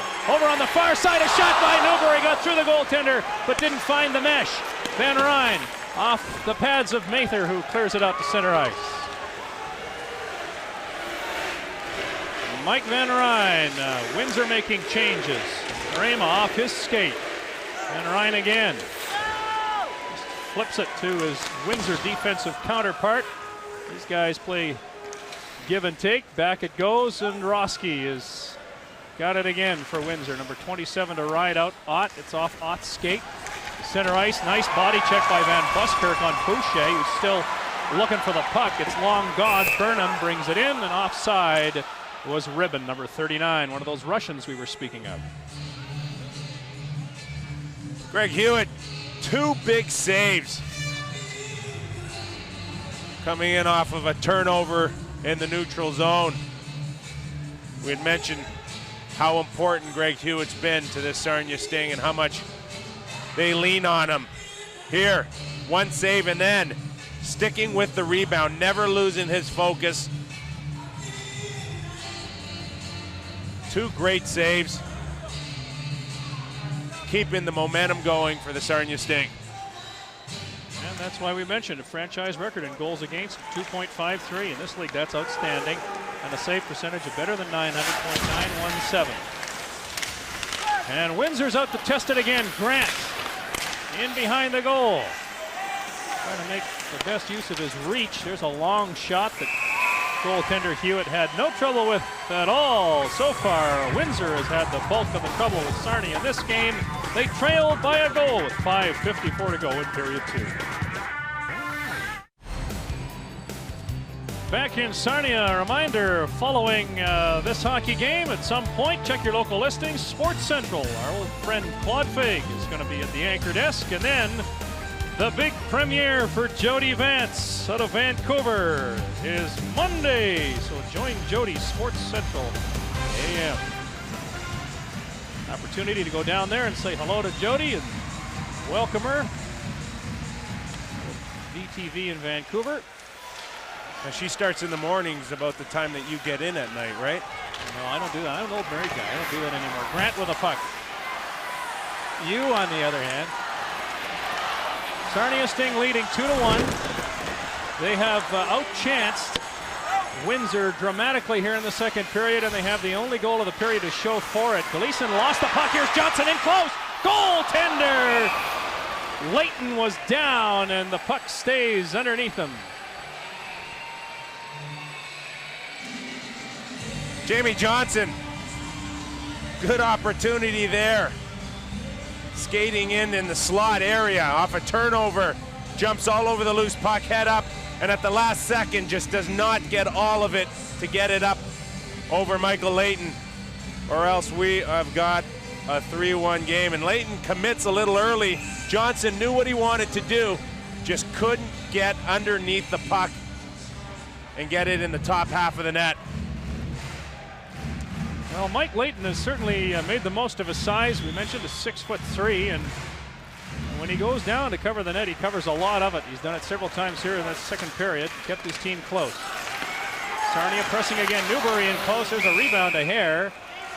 Leighton takes a shot at the Sarnia player down in the crease. That's Chris Birdie, number 11, who gets up and backs off. Sarnia continuing their hard work around the goal area. There's Birdie, toughest pound-for-pound player of the Sarnia Sting, according to the coaching staff. 6'6" officially. They said 6'5" earlier. 6'6" and 210. 19 points and 131 penalty minutes for the big number 11, who takes a spot on left wing for this face-off. Hare in there, taking it for Sarnia. He wins it. Patton will shoot from the point. Right on, rebound, loose. Leighton made the first save. The rebound was there, and he covers up again. So we mentioned how important faceoffs have been in this series, and Windsor has been winning most of them. But we mentioned a statistic earlier on regarding faceoffs, and that Sarnia has dominated the faceoff circle. It resulted directly in the second goal to make it 2-1 here, and a good scoring opportunity there. Good job by Sarnia again, getting the puck back and keeping things simple. Patton again with an opportunity like he did earlier, just quickly getting it towards the goal. Watson with a shot. Leighton down again, covering the low part of the net. Birdie is in there, banging hard with Courtney. Now he goes to the other side, doing his Chris Simon imitation. It's working pretty well, I would say. Coleman and Birdie doing a good job forechecking. Off the boards, Mather off his skate and finally out to center ice. Less than 5 minutes to go in period 2 of a 2-1 hockey game. The hosts Sting have to win, and they're up by a goal. Oh boy, Mather nearly had an opportunity to go in there for the free shot. Didn't get it, and the faceoff will come back outside the line. Sarnia on the attack again.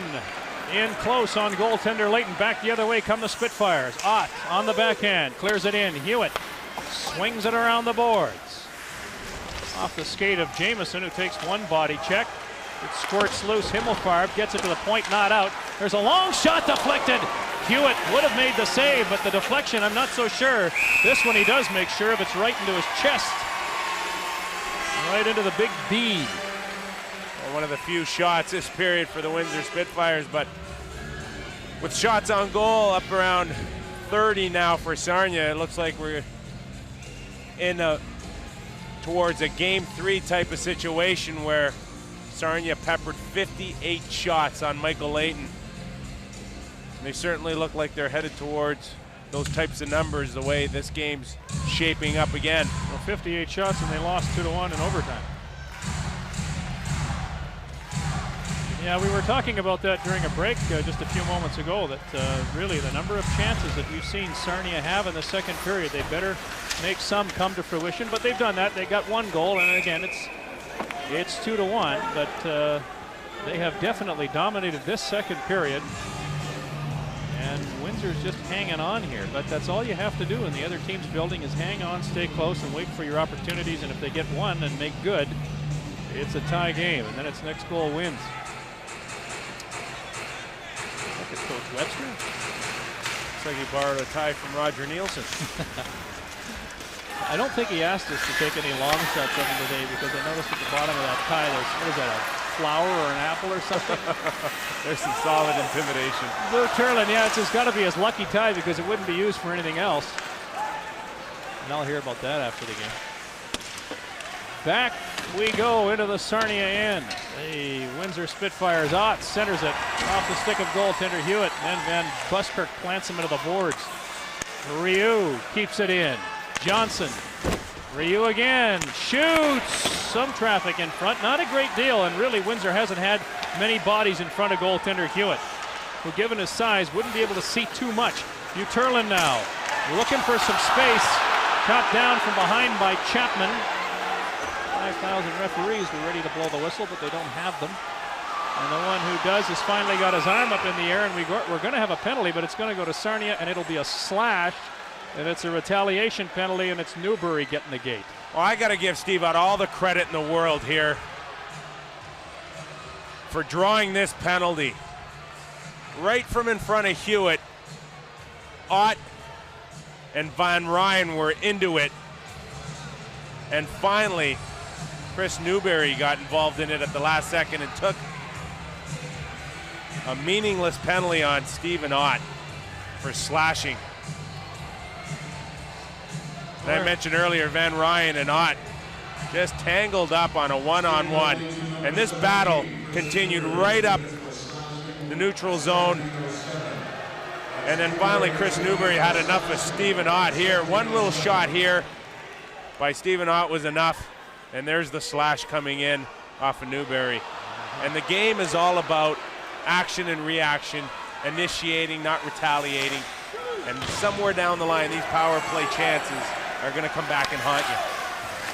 So Windsor down by a goal, 2 minutes and 40 seconds to go in period number 2, and they work the puck out with Finnegan. To center ice, shoots it in. Hewitt will not stop it, won't go out of the goal mouth area. Grant is in there digging, and it does come loose. This is Sewell with it. To Grant, looking for somebody in front, goes to the point. Finnegan shoots, loose puck, but there were 3 members of the Sarnia Sting there to clear it. Now here's Hare. Hare with an opportunity across the line, will get a shot away! Save made, rebound!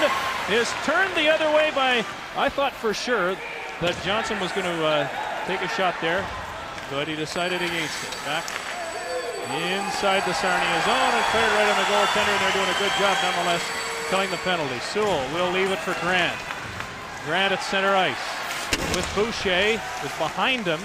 Boucher goes down, the puck comes loose, and Watson, center ice, clears it in. Leighton may have to hang on, he does, as Harima is in there to make sure that the face-off is down to the right of the Windsor goaltender with 50 seconds left in the power play for the Spitfire. Well, Lance, you liked how Sarnia handled that 5-minute power play. Despite giving up the 1 goal, they did a good job on the PK, and it was led by this man right here, Ryan Hare. And not only does he do a good job on the PK, but he gets an opportunity here off his speed for a shorthanded chance. And Ryan Hare, constant threat on the ice with his speed. Right out. 30 seconds to go with the power play to Boucher. Boucher's got some room, looking for a man in front, shoots from a bad angle. Rideout gets it again and hands it away. Here with an opportunity to score is Harima, and Leighton again down early to make the save low.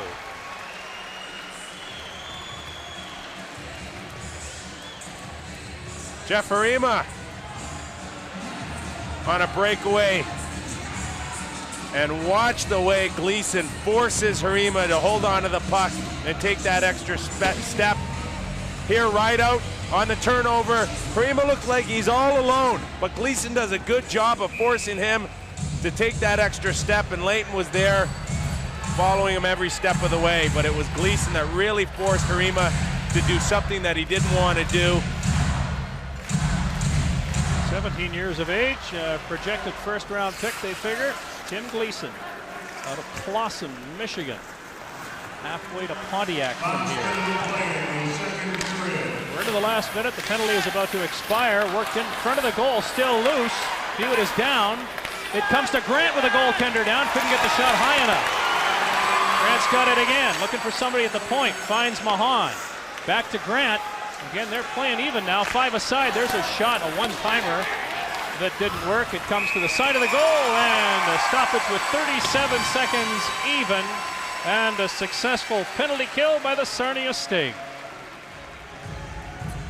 Coming up in our second intermission, we're going to have a recap of this game. CHL Extra will join us once again, and then an interview with Steve Ott. We'll have an opportunity to talk to Mr. Ott about the way that his club has performed here, and playoffs to come, no doubt. Or number 14 out of Stony Point, Ontario. I mentioned it. Steve Ott leading the team in scoring, 23 goals, 62 points. I like the fact that he's not a big guy, and he's got 131 penalty minutes, I'm sure, all having to do with getting in the face of his opponents. Mahan watching Harima. Had the partial breakaway just a moment ago. Himmelfarb moves up. Points wide open. Watson shoots. Tried to shoot that high with the goaltender going down low. It's a good idea if you get the puck through, but he did not. Grant carries on for Windsor. Just 6 seconds to go in the period now. Time for Birdie to take one long shot if he gets the chance. Does, and it goes way up high. Up into the lead, the Windsor Spitfires, as it's 2-1 after 2 periods of play, and Sarnia has dominated the lead by a goal.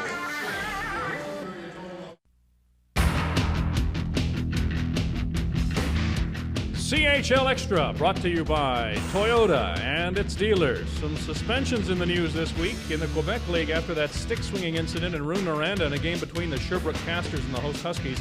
The league has suspended Sherbrooke's head coach Jos Canal for the first 16 games of the next season for his part in this, and assistant Dan Vincelette is suspended for 20. The league has also fined the Huskies $1,000 for distributing a potentially dangerous promotional object that led to the escalation of this conflict. Well, some positive news for the QMJHL. They set a new attendance record for regular season for the 10th year in a row. This season, 1,759,340 passed through the turnstiles, an increase of almost 300,000. 10 years ago, the Quebec League's attendance was less than 1/3 of what it is today. Halifax led attendance, an average of 84.53. The Western League also set a record for attendance this year, though the increase not quite as dramatic as it was in the Quebec League. Swift Current's Bryce Wandler set a CHL record and along with it a Western League record for goals against. He finished with a 2.06 goals against this regular season. Plymouth's Robert Holzinger was the previous record holder at 208. Wandler also led the league with a .919 save percentage. The Spokane Chiefs were the CHL's most improved team this year. They recorded 100 points, an improvement of 53 from last season. The Chiefs finished first in the West, 28 more victories, 79 more goals for than last year. And here's a look at the playoffs in the West. Calgary defeats Moose Jaw. They lead the series 3-0 in the first round. Saskatoon over Regina, but the Pats still lead the series 2-1 with Game 4 Monday in Regina. The Broncos defeat PA by a score of 6-2. That series is all tied at 1, and they're playing in Prince Albert today. And Kootenay hammered Red Deer by a score of 8-0, and the Ice lead that series 2-1. Game 4 Monday in Red Deer. Spokane over Tri-City 3-2. The Chiefs looking to take that in 4 straight. They can do it Wednesday in Spokane. Prince George over Kelowna by a score of 4-0. That series is tied at 1 with Game 3 Tuesday in Kelowna. Seattle over Kamloops 5-2. The T-Birds lead that series 1-0 with Game 2 today in Seattle. And in the Quebec League, the Labelle Conference quarterfinals have Drummondville defeating Montreal 4-1, so they face Shawinigan in the semifinal. Shawinigan dumped Victoriaville 4-2. Rouyn-Noranda defeating Sherbrooke 4-1, but not without a bit of rough stuff at the end of it all. And the Labelle Conference quarterfinals have Hull with the bye. Rouyn-Noranda will face Hull in the semifinal. Moncton defeated Acadie Bathurst 4-0. Moncton will face Quebec in the other semifinal. Quebec defeated Cape Breton's Screaming Eagles 4-0. Moncton will face Quebec in a semifinal. Halifax against Rimouski in a semifinal after the Mooseheads defeated Baie-Comeau 4-2. And the quarterfinal bye to Rimouski. Halifax will play Rimouski in one semifinal.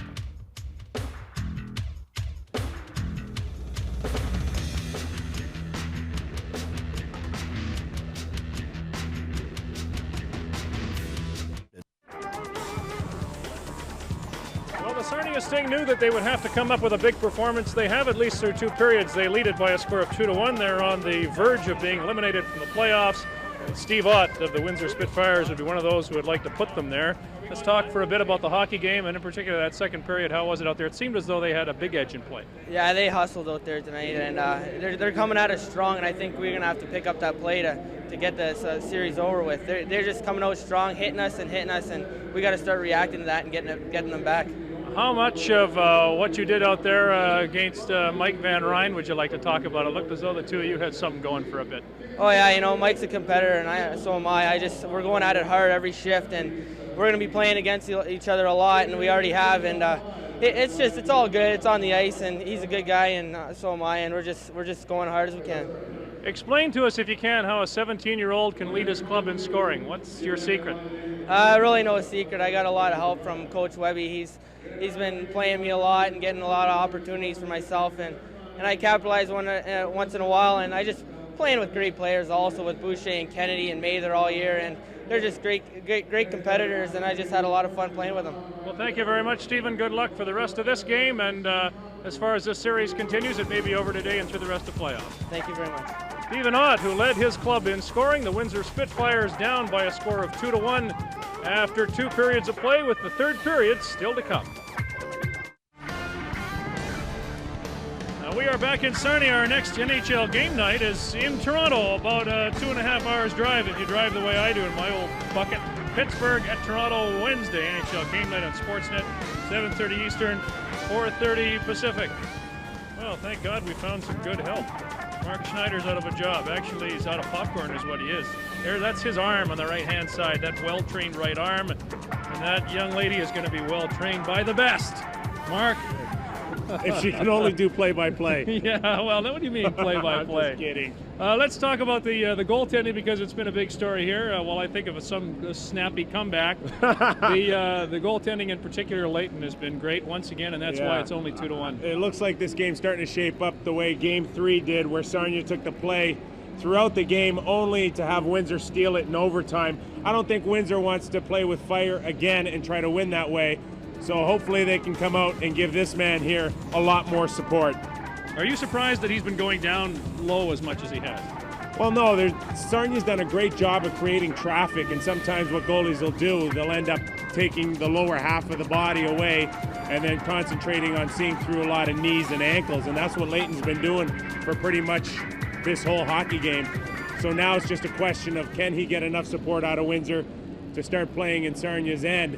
Will determine whether we get a Game 5 or not. Now the shots on goal, look over my shoulder here, 34-17 after 2 periods of play. So really Sarnia has dominated. Does that affect Sarnia, or does it affect Windsor? Does Windsor think, well, you know, like, we've been outplayed, but if we play well in 1 period, we can win this thing and end the series? Or does Sarnia say, well, we deserve to be where we are, we're just going to keep it coming? I think Sarnia's in excellent condition right now. Yes, they are down 3-1 in the series, but they are up going into the 3rd period.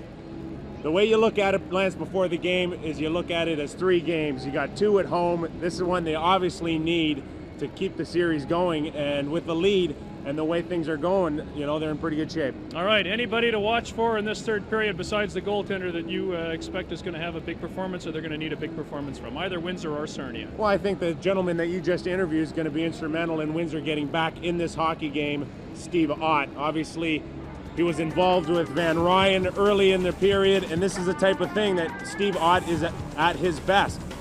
Chris Newberry comes in, takes the penalty off of him, and again, those types of things can change momentum in an awful quick hurry.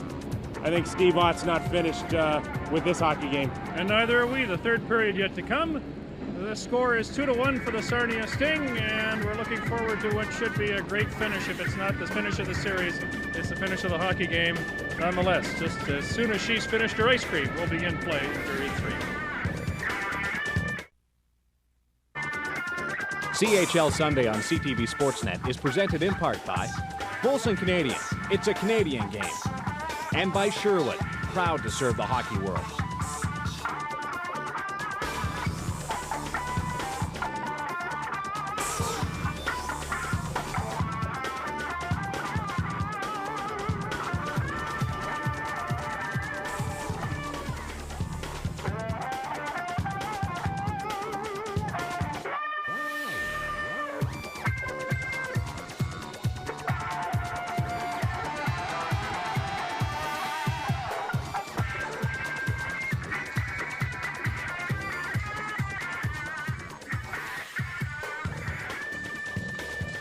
Play of the period brought to you by CCM, and it was in that second period, and it was the only goal of the period. It was right off the face-off with the score 1-1, and that is the 2-1 goal, and that's where we stand at this point. Dusty Jameson with the go-ahead marker as we get set to play period 3 and perhaps some overtime in this one.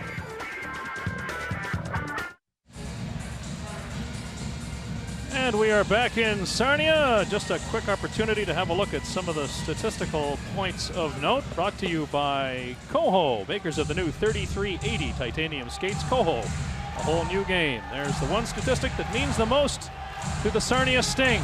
An opportunity to stay alive in these playoffs after Dusty Jameson scored to make it 2-1.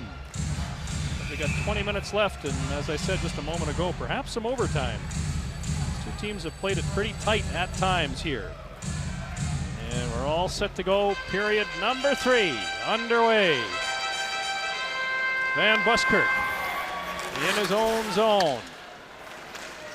Gets grabbed but manages to get it out. Ryu fires it back in. Van Ryn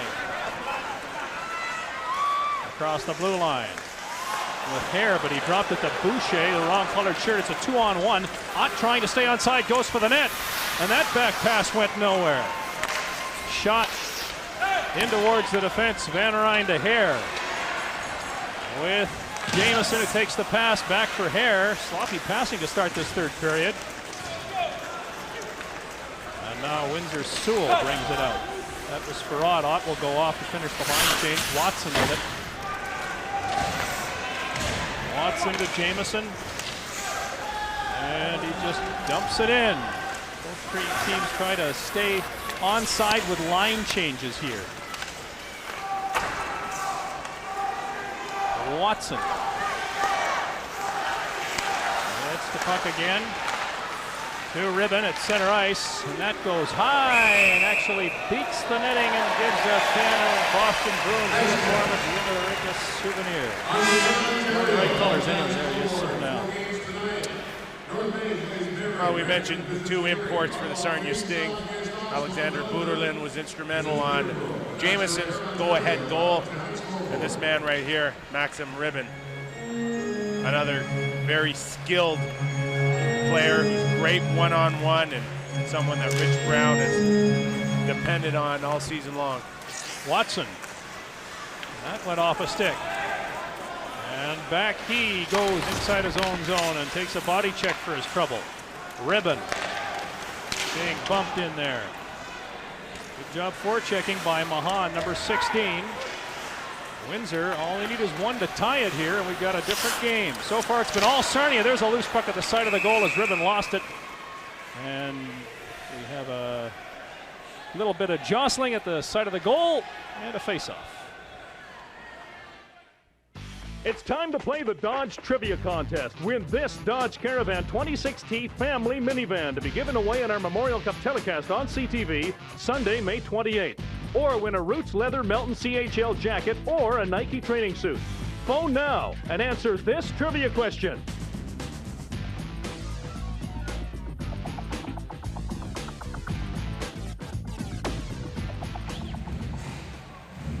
I didn't see Nick Kypreos in there anyway. But I understand you scored 50 goals once. 62, but who's counting? Is it 62? And how old were you and how old were your opponents is more important. Newbury with a puck inside his own end. Stops, goes the other way. The Sarnia Sting have a shots on goal edge of 34-17. No shots on goal yet in the third period. Van Ryn off the stick of Grant. Stazer is in there. He's the goal scorer for Windsor. Checking. Chapman takes a body and Birdie brings it out for Sarnia, and he's thrown into the boards almost literally. Stazer gets it, takes a body check from Guterlin. Newbury bumps. Windsor doing a good job coming out the first few shifts and establishing a bit of a forecheck. Also their defense are doing a much better job of standing up to the blue line, not allowing Sarnia to penetrate like they did in the second period. Grant for Stazer. Stazer was going off on a change. Watson takes a body check from Chapman. Newbury to Birdie, who avoids one. Managed to get clipped a little bit by Finnegan. And Boucher off the boards for Ott, our second intermission guest. Well spoken for 17 years old. But you wouldn't be if you're 17. Padden and Watson working the defensive pairing for Sarnia. That's Padden pinning his man. It does come loose though. Kennedy doing a good job in the corner, and finally it is shot down the ice. And it will be touched by Gleason, and we've got a face-off 200 feet the other way. Well, in the second period, we saw Jeff Harima on a breakaway from the neutral zone, only to be cut off by this man right here, Tim Gleason, Windsor's first pick in '99. And he has logged a lot of ice time here. Underage defenseman.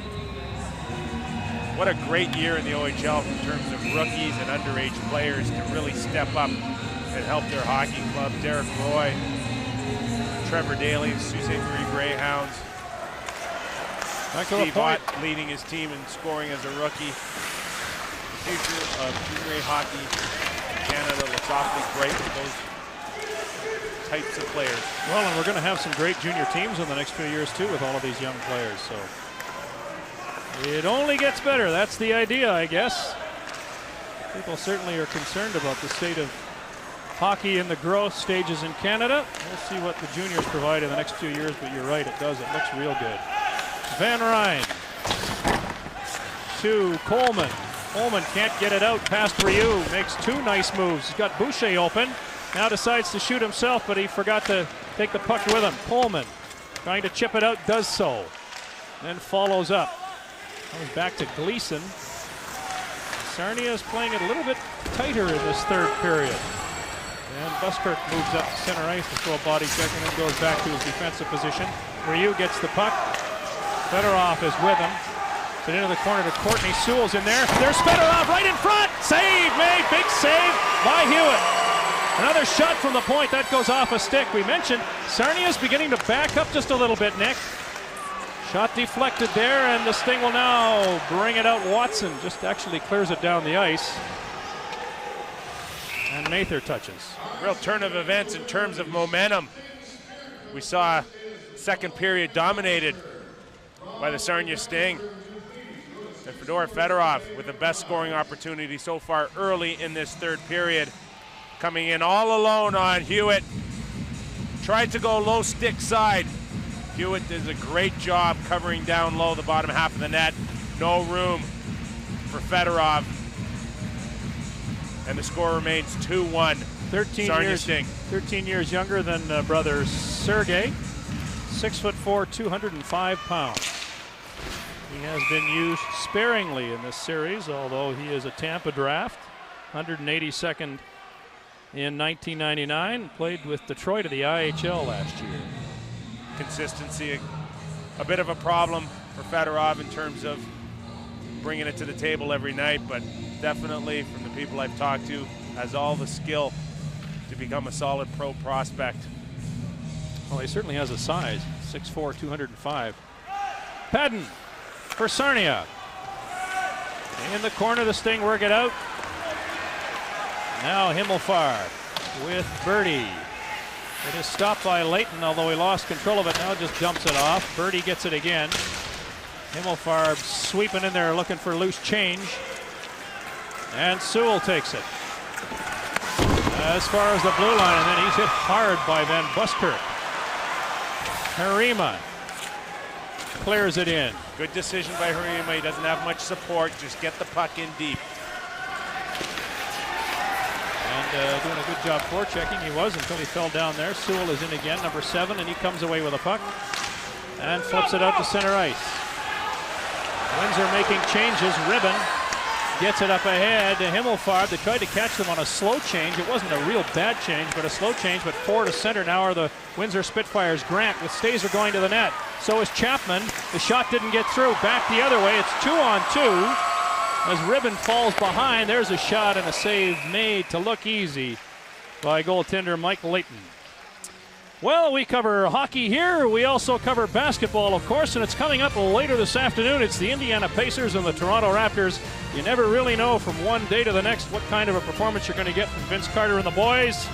But against the big teams, they seem to play well, and especially when it's televised. It is today, 4 o'clock Eastern, 1 Pacific. It's the NBA on CTV, the Raptors in Indiana. Well, certainly as we start getting into the critical stages of this third period, we're going to see role players like Chris Newberry have to be awfully careful in terms of picking and choosing their spots on where to get involved in scrums. Shot from the point. Leighton down again to make the save. And take a look where he is, Lance. He's about 8-10 feet outside of his crease. He's not scared at all to come out and challenge. He has a reputation for making the dramatic save, but when you come out and cut down the angle like you do, you have to make the first save. You have no choice, or else you're dead in the water. Grant for Windsor. Guterlin on him. Just under 14 minutes to play in period 3. Windsor down by a goal. Sarnia leading Newbury. Out to make it 3-1. Wade Spakes. That went off a stick of the defender and nearly beat the goaltender. Roski hits the referee with it. Stazer in behind his own goal. Ribbon runs him. And Stephen Roski will try again. Picked up from London this year, Steve Roski, out of Etobicoke, Ontario. Mark Ride out. And Van Ryn to Newbury. Newbury flicks it in. Guterlin. Ott bumps him and succeeds in getting the player off the puck. Ooh, a dangerous move, but it looks nice when it works, and it did there. Ott with it. Boucher was 1 stride offside. And Van Buskirk gives him a little whack on the shoulder, but there'll be no penalty this time as there was in the second period.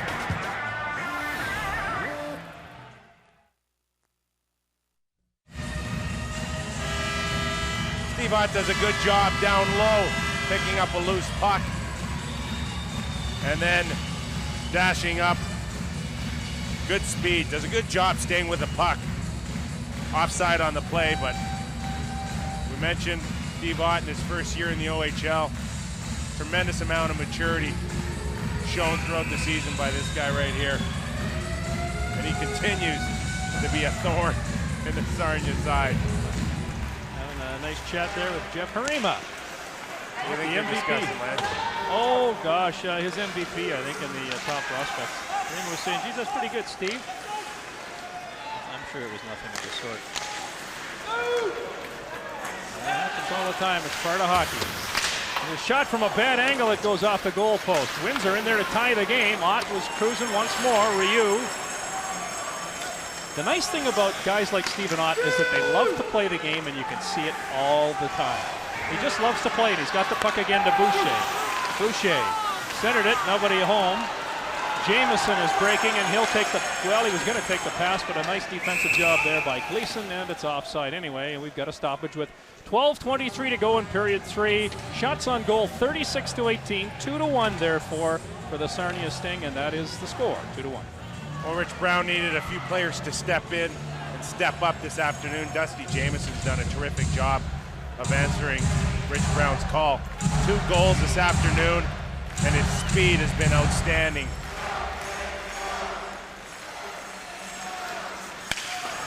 And the Spits to the blue line, and that's as far as they will go as Bertie. He goes on the backhand off a skate. And Mahan falls down. Here's an opportunity, 3-on-2. Bertie looking for somebody to pass to. Loose puck! Rebound by Johnson, shot wide. Goaltender Layton was down and could not get up. Broden is in there, number 4. Johnson, Broden goes to him, back to the point, lots of room for Patton, waits, fakes the shot, now Mather just gets it to Watson, who flicks it back in. I don't want it, you can have it. Now Windsor out with Sewell. And Courtney, the pass for Courtney. He goes to Mather, but he was watched nicely by Coleman, who wheels away. It's a 2-on-1, now 2-on-2. Slow change there by the Windsor Spitfires. Johnson dumps it in front. Coleman was there, couldn't get the stick on it. Sewell off the boards. Back the other way, Finnegan. Finnegan working one-on-one, and a nice job done in there by Scott Heffernan, number 3. Grant feeds it right to Jamieson, a man open in front and deflected by Harima just wide of the goal. Things opening up just a little bit here at the midway point of the 3rd period. Right out. Windsor's going to have to start to take some chances. The score is 2-1 Sarnia. Stazer would rather watch his man, then he turns to go after the puck. Chapman is in there. Jamieson is hit from behind, and Finnegan's got it. For Chapman. Jamieson. And right out, can't reach it. Off a skate, Finnegan. Jamieson watching him as they play tight to the boards, and now they bring it out. Finnegan for Chapman. That won't go, and we've got a 2-line offside. So kind of a funny game. Lots of flow in the 2nd period, and here it's slowed down again, and you get a little bit of off and on hockey as we look at Mark Rideout head to the bench. And what a game Mark Rideout had in Game 4. Scores 1 goal in his first 89 career games in the OHL. Ends up with a hat trick in the 2nd period. Lance, even I didn't have periods like that. Yeah, but you had 62 goals. 62 goals. You could play and you could fight. My goodness. How hard is that for me to live with all season? Guterlin off the goaltender. And again, Lake just went down to cut down the angle. Gleason swings it to Watt. Gleason's open. There's the return. A shot. No trouble at all there for goaltender Hewitt, who is run into by his own defenseman. And another stoppage in the face-off. This time will be in the Sarnia end with 10:04 to go in period 3. Tim Gleason doing a good job leading the rush. And he's had a great afternoon as well. I thought his play has really led Windsor on that blue line. He's really turned heads with his great on-ice vision. And certainly when you're talking about Tim Gleason, you're talking about someone with great NHL potential. Shot by Boucher. Save made by goaltender Hewitt. OHL goalie of the month for February with a 1.32 goals against average. He has his team in front by a goal, and he'd like to keep it that way and see a game 6 at least. More in a minute. For anyone watching this afternoon that's been told you're too small to play, gotta use Dino Ciccarelli as a role model, because this guy has had what a fantastic NHL career out of the London Knights organization to step in. 600 goals in the NHL, future Hall of Famer. And I had the pleasure of being a teammate of Dino Ciccarelli when I played with the Washington Capitals. Yeah, but how many goals did he get in junior? I bet he didn't get 62 goals. He was up there.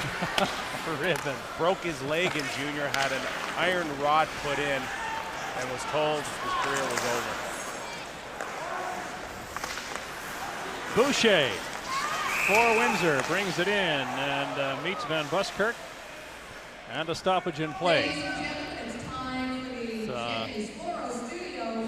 9 minutes and 40 seconds to go. We're going to watch in the next 9 minutes and 40 seconds, as you said, Lance, on how teams battle along the loose pucks, along the boards. Blue lines are very important. Getting the puck in, getting the puck out. At some point, it's going to be a turnover that could influence this game one way or another. Boucher is one of the players draft eligible, 5'8" and 175 pounds out of Corbeil, Ontario. Some of these guys, Nick, we talked about, this is something I did want to get in, I'm glad I remembered it now. Playing for the contract. Now, I had a chance to ask earlier on a couple of the players about playing for their contract. I'd like to ask your opinion of that. What does the term mean? First of all, some of these guys are playing for their contract. Yeah, and in terms of Steve Ott, he's playing to get drafted, so playing for a contract wouldn't apply to him. But a lot of players, whether you're drafted in the first round or the 10th round, you're considered a pro prospect. Now, where you stand in terms of signing a contract and how much money you get is a matter of how you perform on the ice. And when you say playing for a contract, that means signing your name on the dotted line and now putting the organization that signs you in a position to either make your club or sign you within the farm system. And the difference between a good playoff and a great playoff might be as much as $500,000. Today's signing bonuses, where they are today, there's big money on the line. There's a lot of pressure on these kids, a lot of pressure on coaches.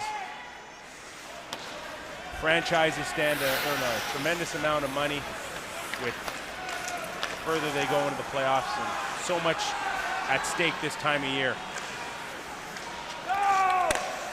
2-1 the score here, and less than 9 minutes to play in period number 3. It's been a fairly tight road game in part for the Windsor Spitfires, and a good home game for the Sarnia Sting, in that they did get the goal so far that matters most, and that's the lead goal in the second period. No scoring here in the third, and as I mentioned, we're well past the midway point now of this, I was going to say final frame, but with overtime and playoffs, you never know.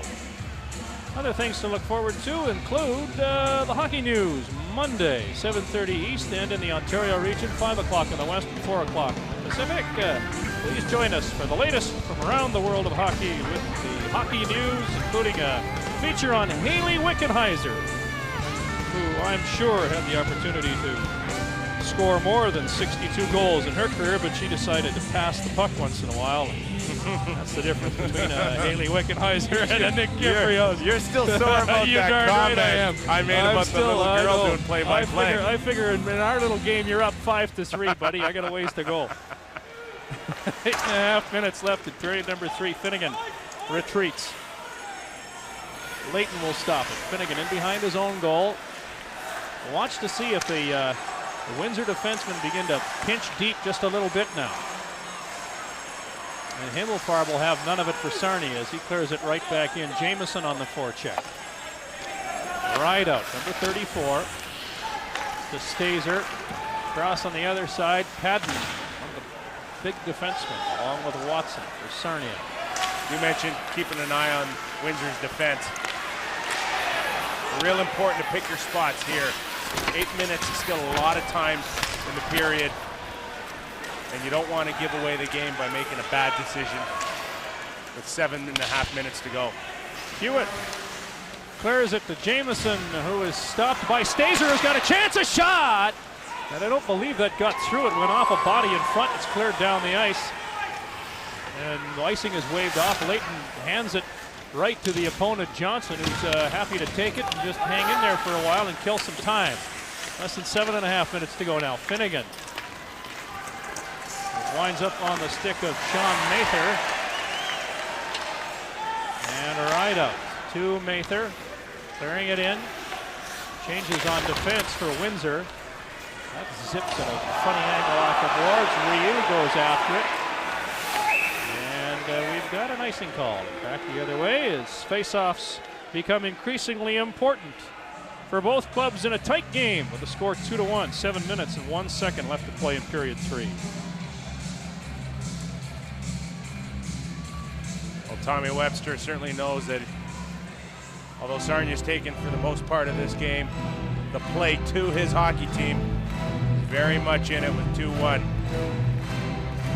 He led Windsor to the OHL championship in 1988. They were 1 point away from the Memorial Cup, and they played Medicine Hat in that one, 1988.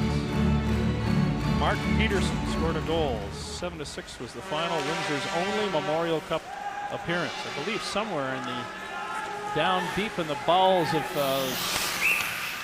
the truck that we're using to broadcast this game, we've got footage of some of that at least. 1988. That would have been around the time that you scored your 62 goals and 3 assists. That would have been probably in 84, 85. So just a little before. Goaltender Leighton has kept his team in it. And we thank the fans in Sarnia who treated us well here. Along the shores of Lake Huron, the St. Clair River and the Blue Water Bridge, where you can go across the border in a moment's notice, pick up some stuff and make sure you declare everything. I know I always do. Sewell with the puck. Loses it. Shot wide. Gleason keeps it in. And Sewell moves in once again and centers it. These guys are having a tough time connecting in front of the goal. Gleason goes back. And we're seeing a lot of this. It's that's the third icing in the last minute and a half or so as we have a look at Rich Brown once again. And we're going to have a look at some Major League Baseball in a little while. The Kansas City Royals and the Toronto Blue Jays. It's the first series of the season for the Blue Jays, and we've got coverage on CTV Sportsnet Live. That's 12:30 Eastern, 9:30 Pacific. Kansas City Royals and the Toronto Blue Jays, who had a terrific exhibition season, which counts for about as much as Nick's 62 goals. Do you think Carlos Delgado wants the season to start so he can start collecting that paycheck? Oh, I'd say so, yeah. And you know what? I think the Blue Jays themselves, they're going to have a tough go this year because they've got the Leafs in the playoffs, the Raptors are in the playoffs. I think some people are still turned off of the Blue Jays a little bit because of the strike, but they're pretty excited. They figure they got a pretty good club. As a matter of fact, you know what we're missing today, Nick? I'll tell you in a second. First, I'm going to tell you Birdie's got the puck in front of the goal and loses it. Brought back out by Sewell with Boucher. Long shot, save made by goaltender Hewitt. We're missing media day at the Sky Dome in Toronto, where they allow you to play a little baseball. We're playing a little hockey here, and we got more of it in just a moment. Well, the last thing Greg Hewitt wants to see with less than 6 minutes to go is an odd man rush. Here Sarnia get caught deep, and that allows Windsor to get a good scoring opportunity. And it's so important this time of the game that you have your third man high, some good support, and you cannot give up 3-on-2s and 2-on-1s in a critical time in the hockey game. But Windsor has not really had any bodies in front of the goaltender, Hewitt. There's a shot from a bad angle, but they don't have the guys in front, or at least they haven't had for the rebounds or to screen the goaltender, and you're not going to beat Greg Hewitt from the blue line without a body or two in front. No, but let's give Van Ryan and Van Buskirk a lot of credit. Big, strong guys, and they've certainly supported Hewitt in terms of giving him an opportunity to find those loose pucks. There we saw Windsor with a low-scoring percentage shot along the boards. Hewitt had no problem seeing it because this man right here has been doing a heck of a job in front of the net.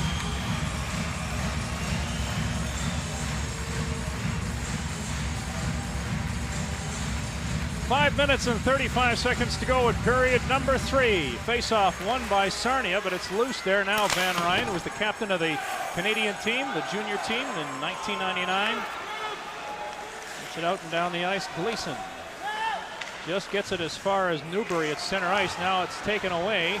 Mather was going to clear it back for a defenseman who hadn't made the position yet. Newbury doing a good job forechecking. Jamieson going for the goal. Tried to center it in front and couldn't.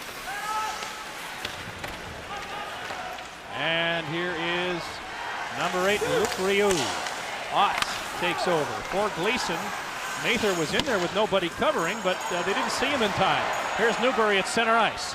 Takes the shot. Nice move. Will he get another opportunity? No. Now in the corner he goes with it. Mather is there to Ryu. Ryu, rink wide. That's collected by Chapman. And offside were one member at least, or perhaps two of the Windsor Spitfires, with 4:41 to go. So now we'll look for those defensemen pinching that you were talking about. And we just saw Windsor's defense start stepping up, trying to join the rush more and more. Less than 5 minutes to go. This is the time where now you don't have too many choices on when you can go and when you're not. Now you get an opportunity, you go. And we'll watch for the veterans, certainly on defense. I'm sure for Sarnia, they'll have most of their big players out there in the last 5 minutes of this game, and the same will be true for the Windsor Spitfires. They're down 1 goal. They need 1 to tie it and 2 to end the series. Sarnia would be quite happy to go back to Windsor for a Game 6. Hare dumps it in. You're going to see Sarnia on a passive forecheck now, sometimes even lining up 3 across. Rich Brown's telling them no one gets caught. And Windsor's going to have to do a good job of getting through the neutral zone and at least getting the puck in deep and putting it in a position where they can get it back. Usually that means just a quick little chip off the boards opposed to the hard drive where you perhaps bring the puck around. You got to put it in a position where you can get it back, because you know Sarnia will have 4, if not 5 guys standing up in the neutral zone. Now when they go back, and if in fact it stays 2-1, they will. If Sarnia wins it, go back to Windsor. That's the oldest building. I think it was built in 1925. It's the oldest building in Canada, the oldest arena in Canada. What kind of a place is that like to play in? Very intimidating. 6,500, 7,000 people get in there. I always loved going into Windsor. Oh, it'd be a great place to watch a game. At least Van Ryn across center ice, long shot goes off a pad. By Mahan to the blue line. Not out. Now it is Van Buskirk.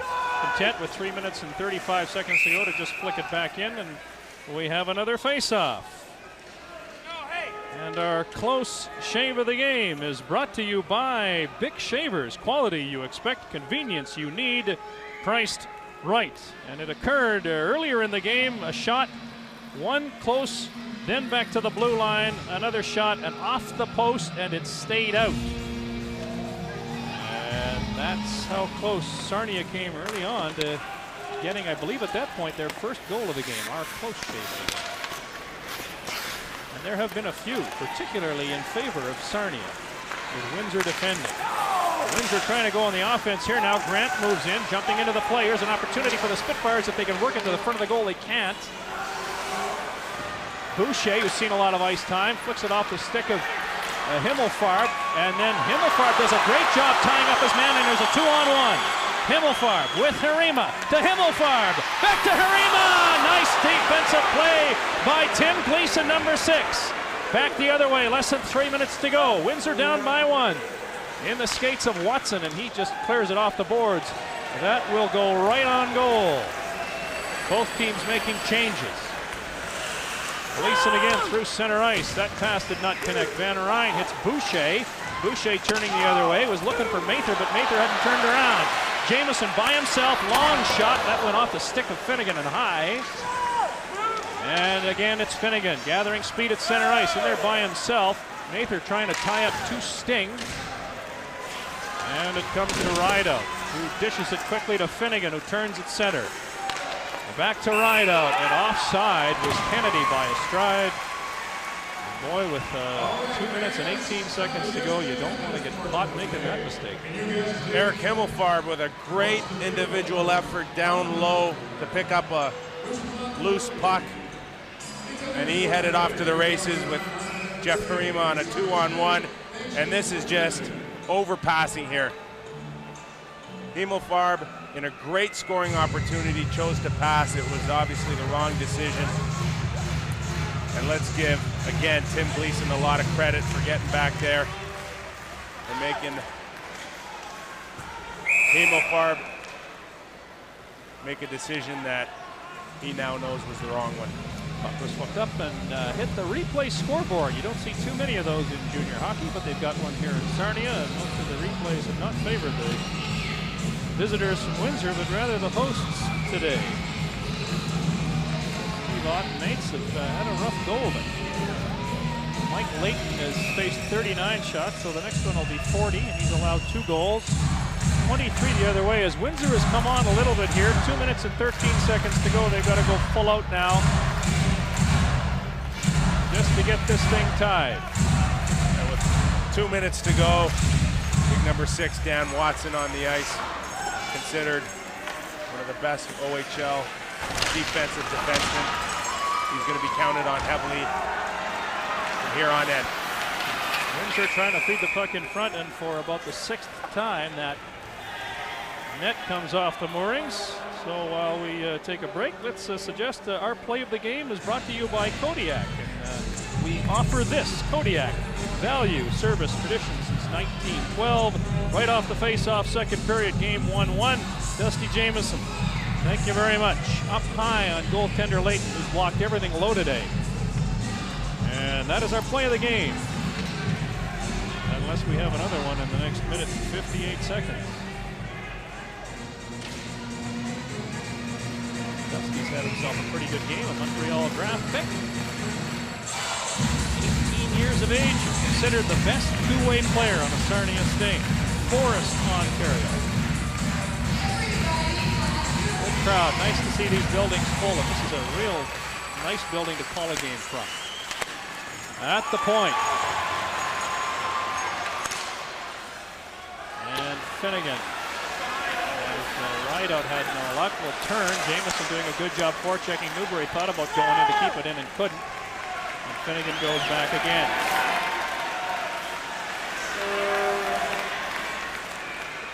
To Boucher. Boucher. Good job forechecking by Sarnia. Well, he manages to get out across the line. And here's an opportunity for Himmelfarb. In close. Couldn't get the shot away. He goes into the net. And the puck does not. 1 minute and 20 seconds left in the third period.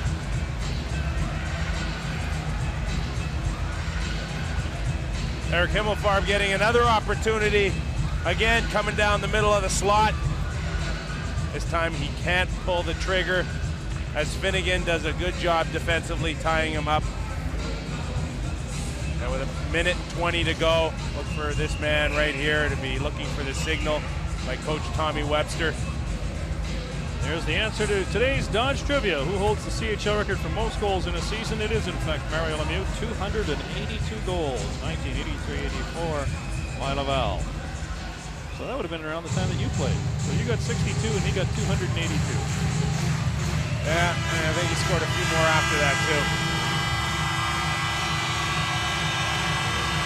Mike Van Ryn's fans and his club up 2-1. Shot from the point by Van Buskirk. Didn't find the net. Back in behind it goes. It's one of these buildings with the net in behind the plexiglass at the end of the rink. Kennedy. Van Buskirk shoots it in and takes a shot from behind by Ott. Less than a minute to go. Mather trying to get out of his own zone. Looking for goaltender Layton to come out, but Harima steals. It's a 3-on-1 shot. Nice glove save by Mike Layton. 45.5 seconds remain.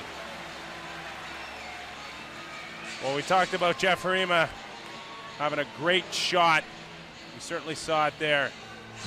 He gets all of that. Michael Layton doing everything he can to keep his team within a sniff here. Whoa, big glove save there. Now, we talked about faceoffs being key here. Looks like Windsor's going to take a timeout here, but you know how important this draw is with 45 seconds to go. Windsor's going to have to look for a clean draw and get that puck up real quick to get a chance to try to tie this hockey game. 3 stars are brought to you by Best Western, Canadian hockey's home away from home. And Dusty Jamieson of Sarnia is the #1 star. Mike Layton, who has faced now 41 shots after that last save, and Jeff Harima with 9 scoring chances for Sarnia as we go to the chalk talk, and 45.5 seconds remain. Make it simple. Now, if Windsor comes back and ties this score, and we go in overtime, I might have to change those stars. Okay, well, we'll let you do that. I'll tell you what, you can change those stars as long as you change your the number of goals that you scored in that one year from 62 to something more realistic. How many penalty minutes did you get that year? I think I had about 112. That sounds about right.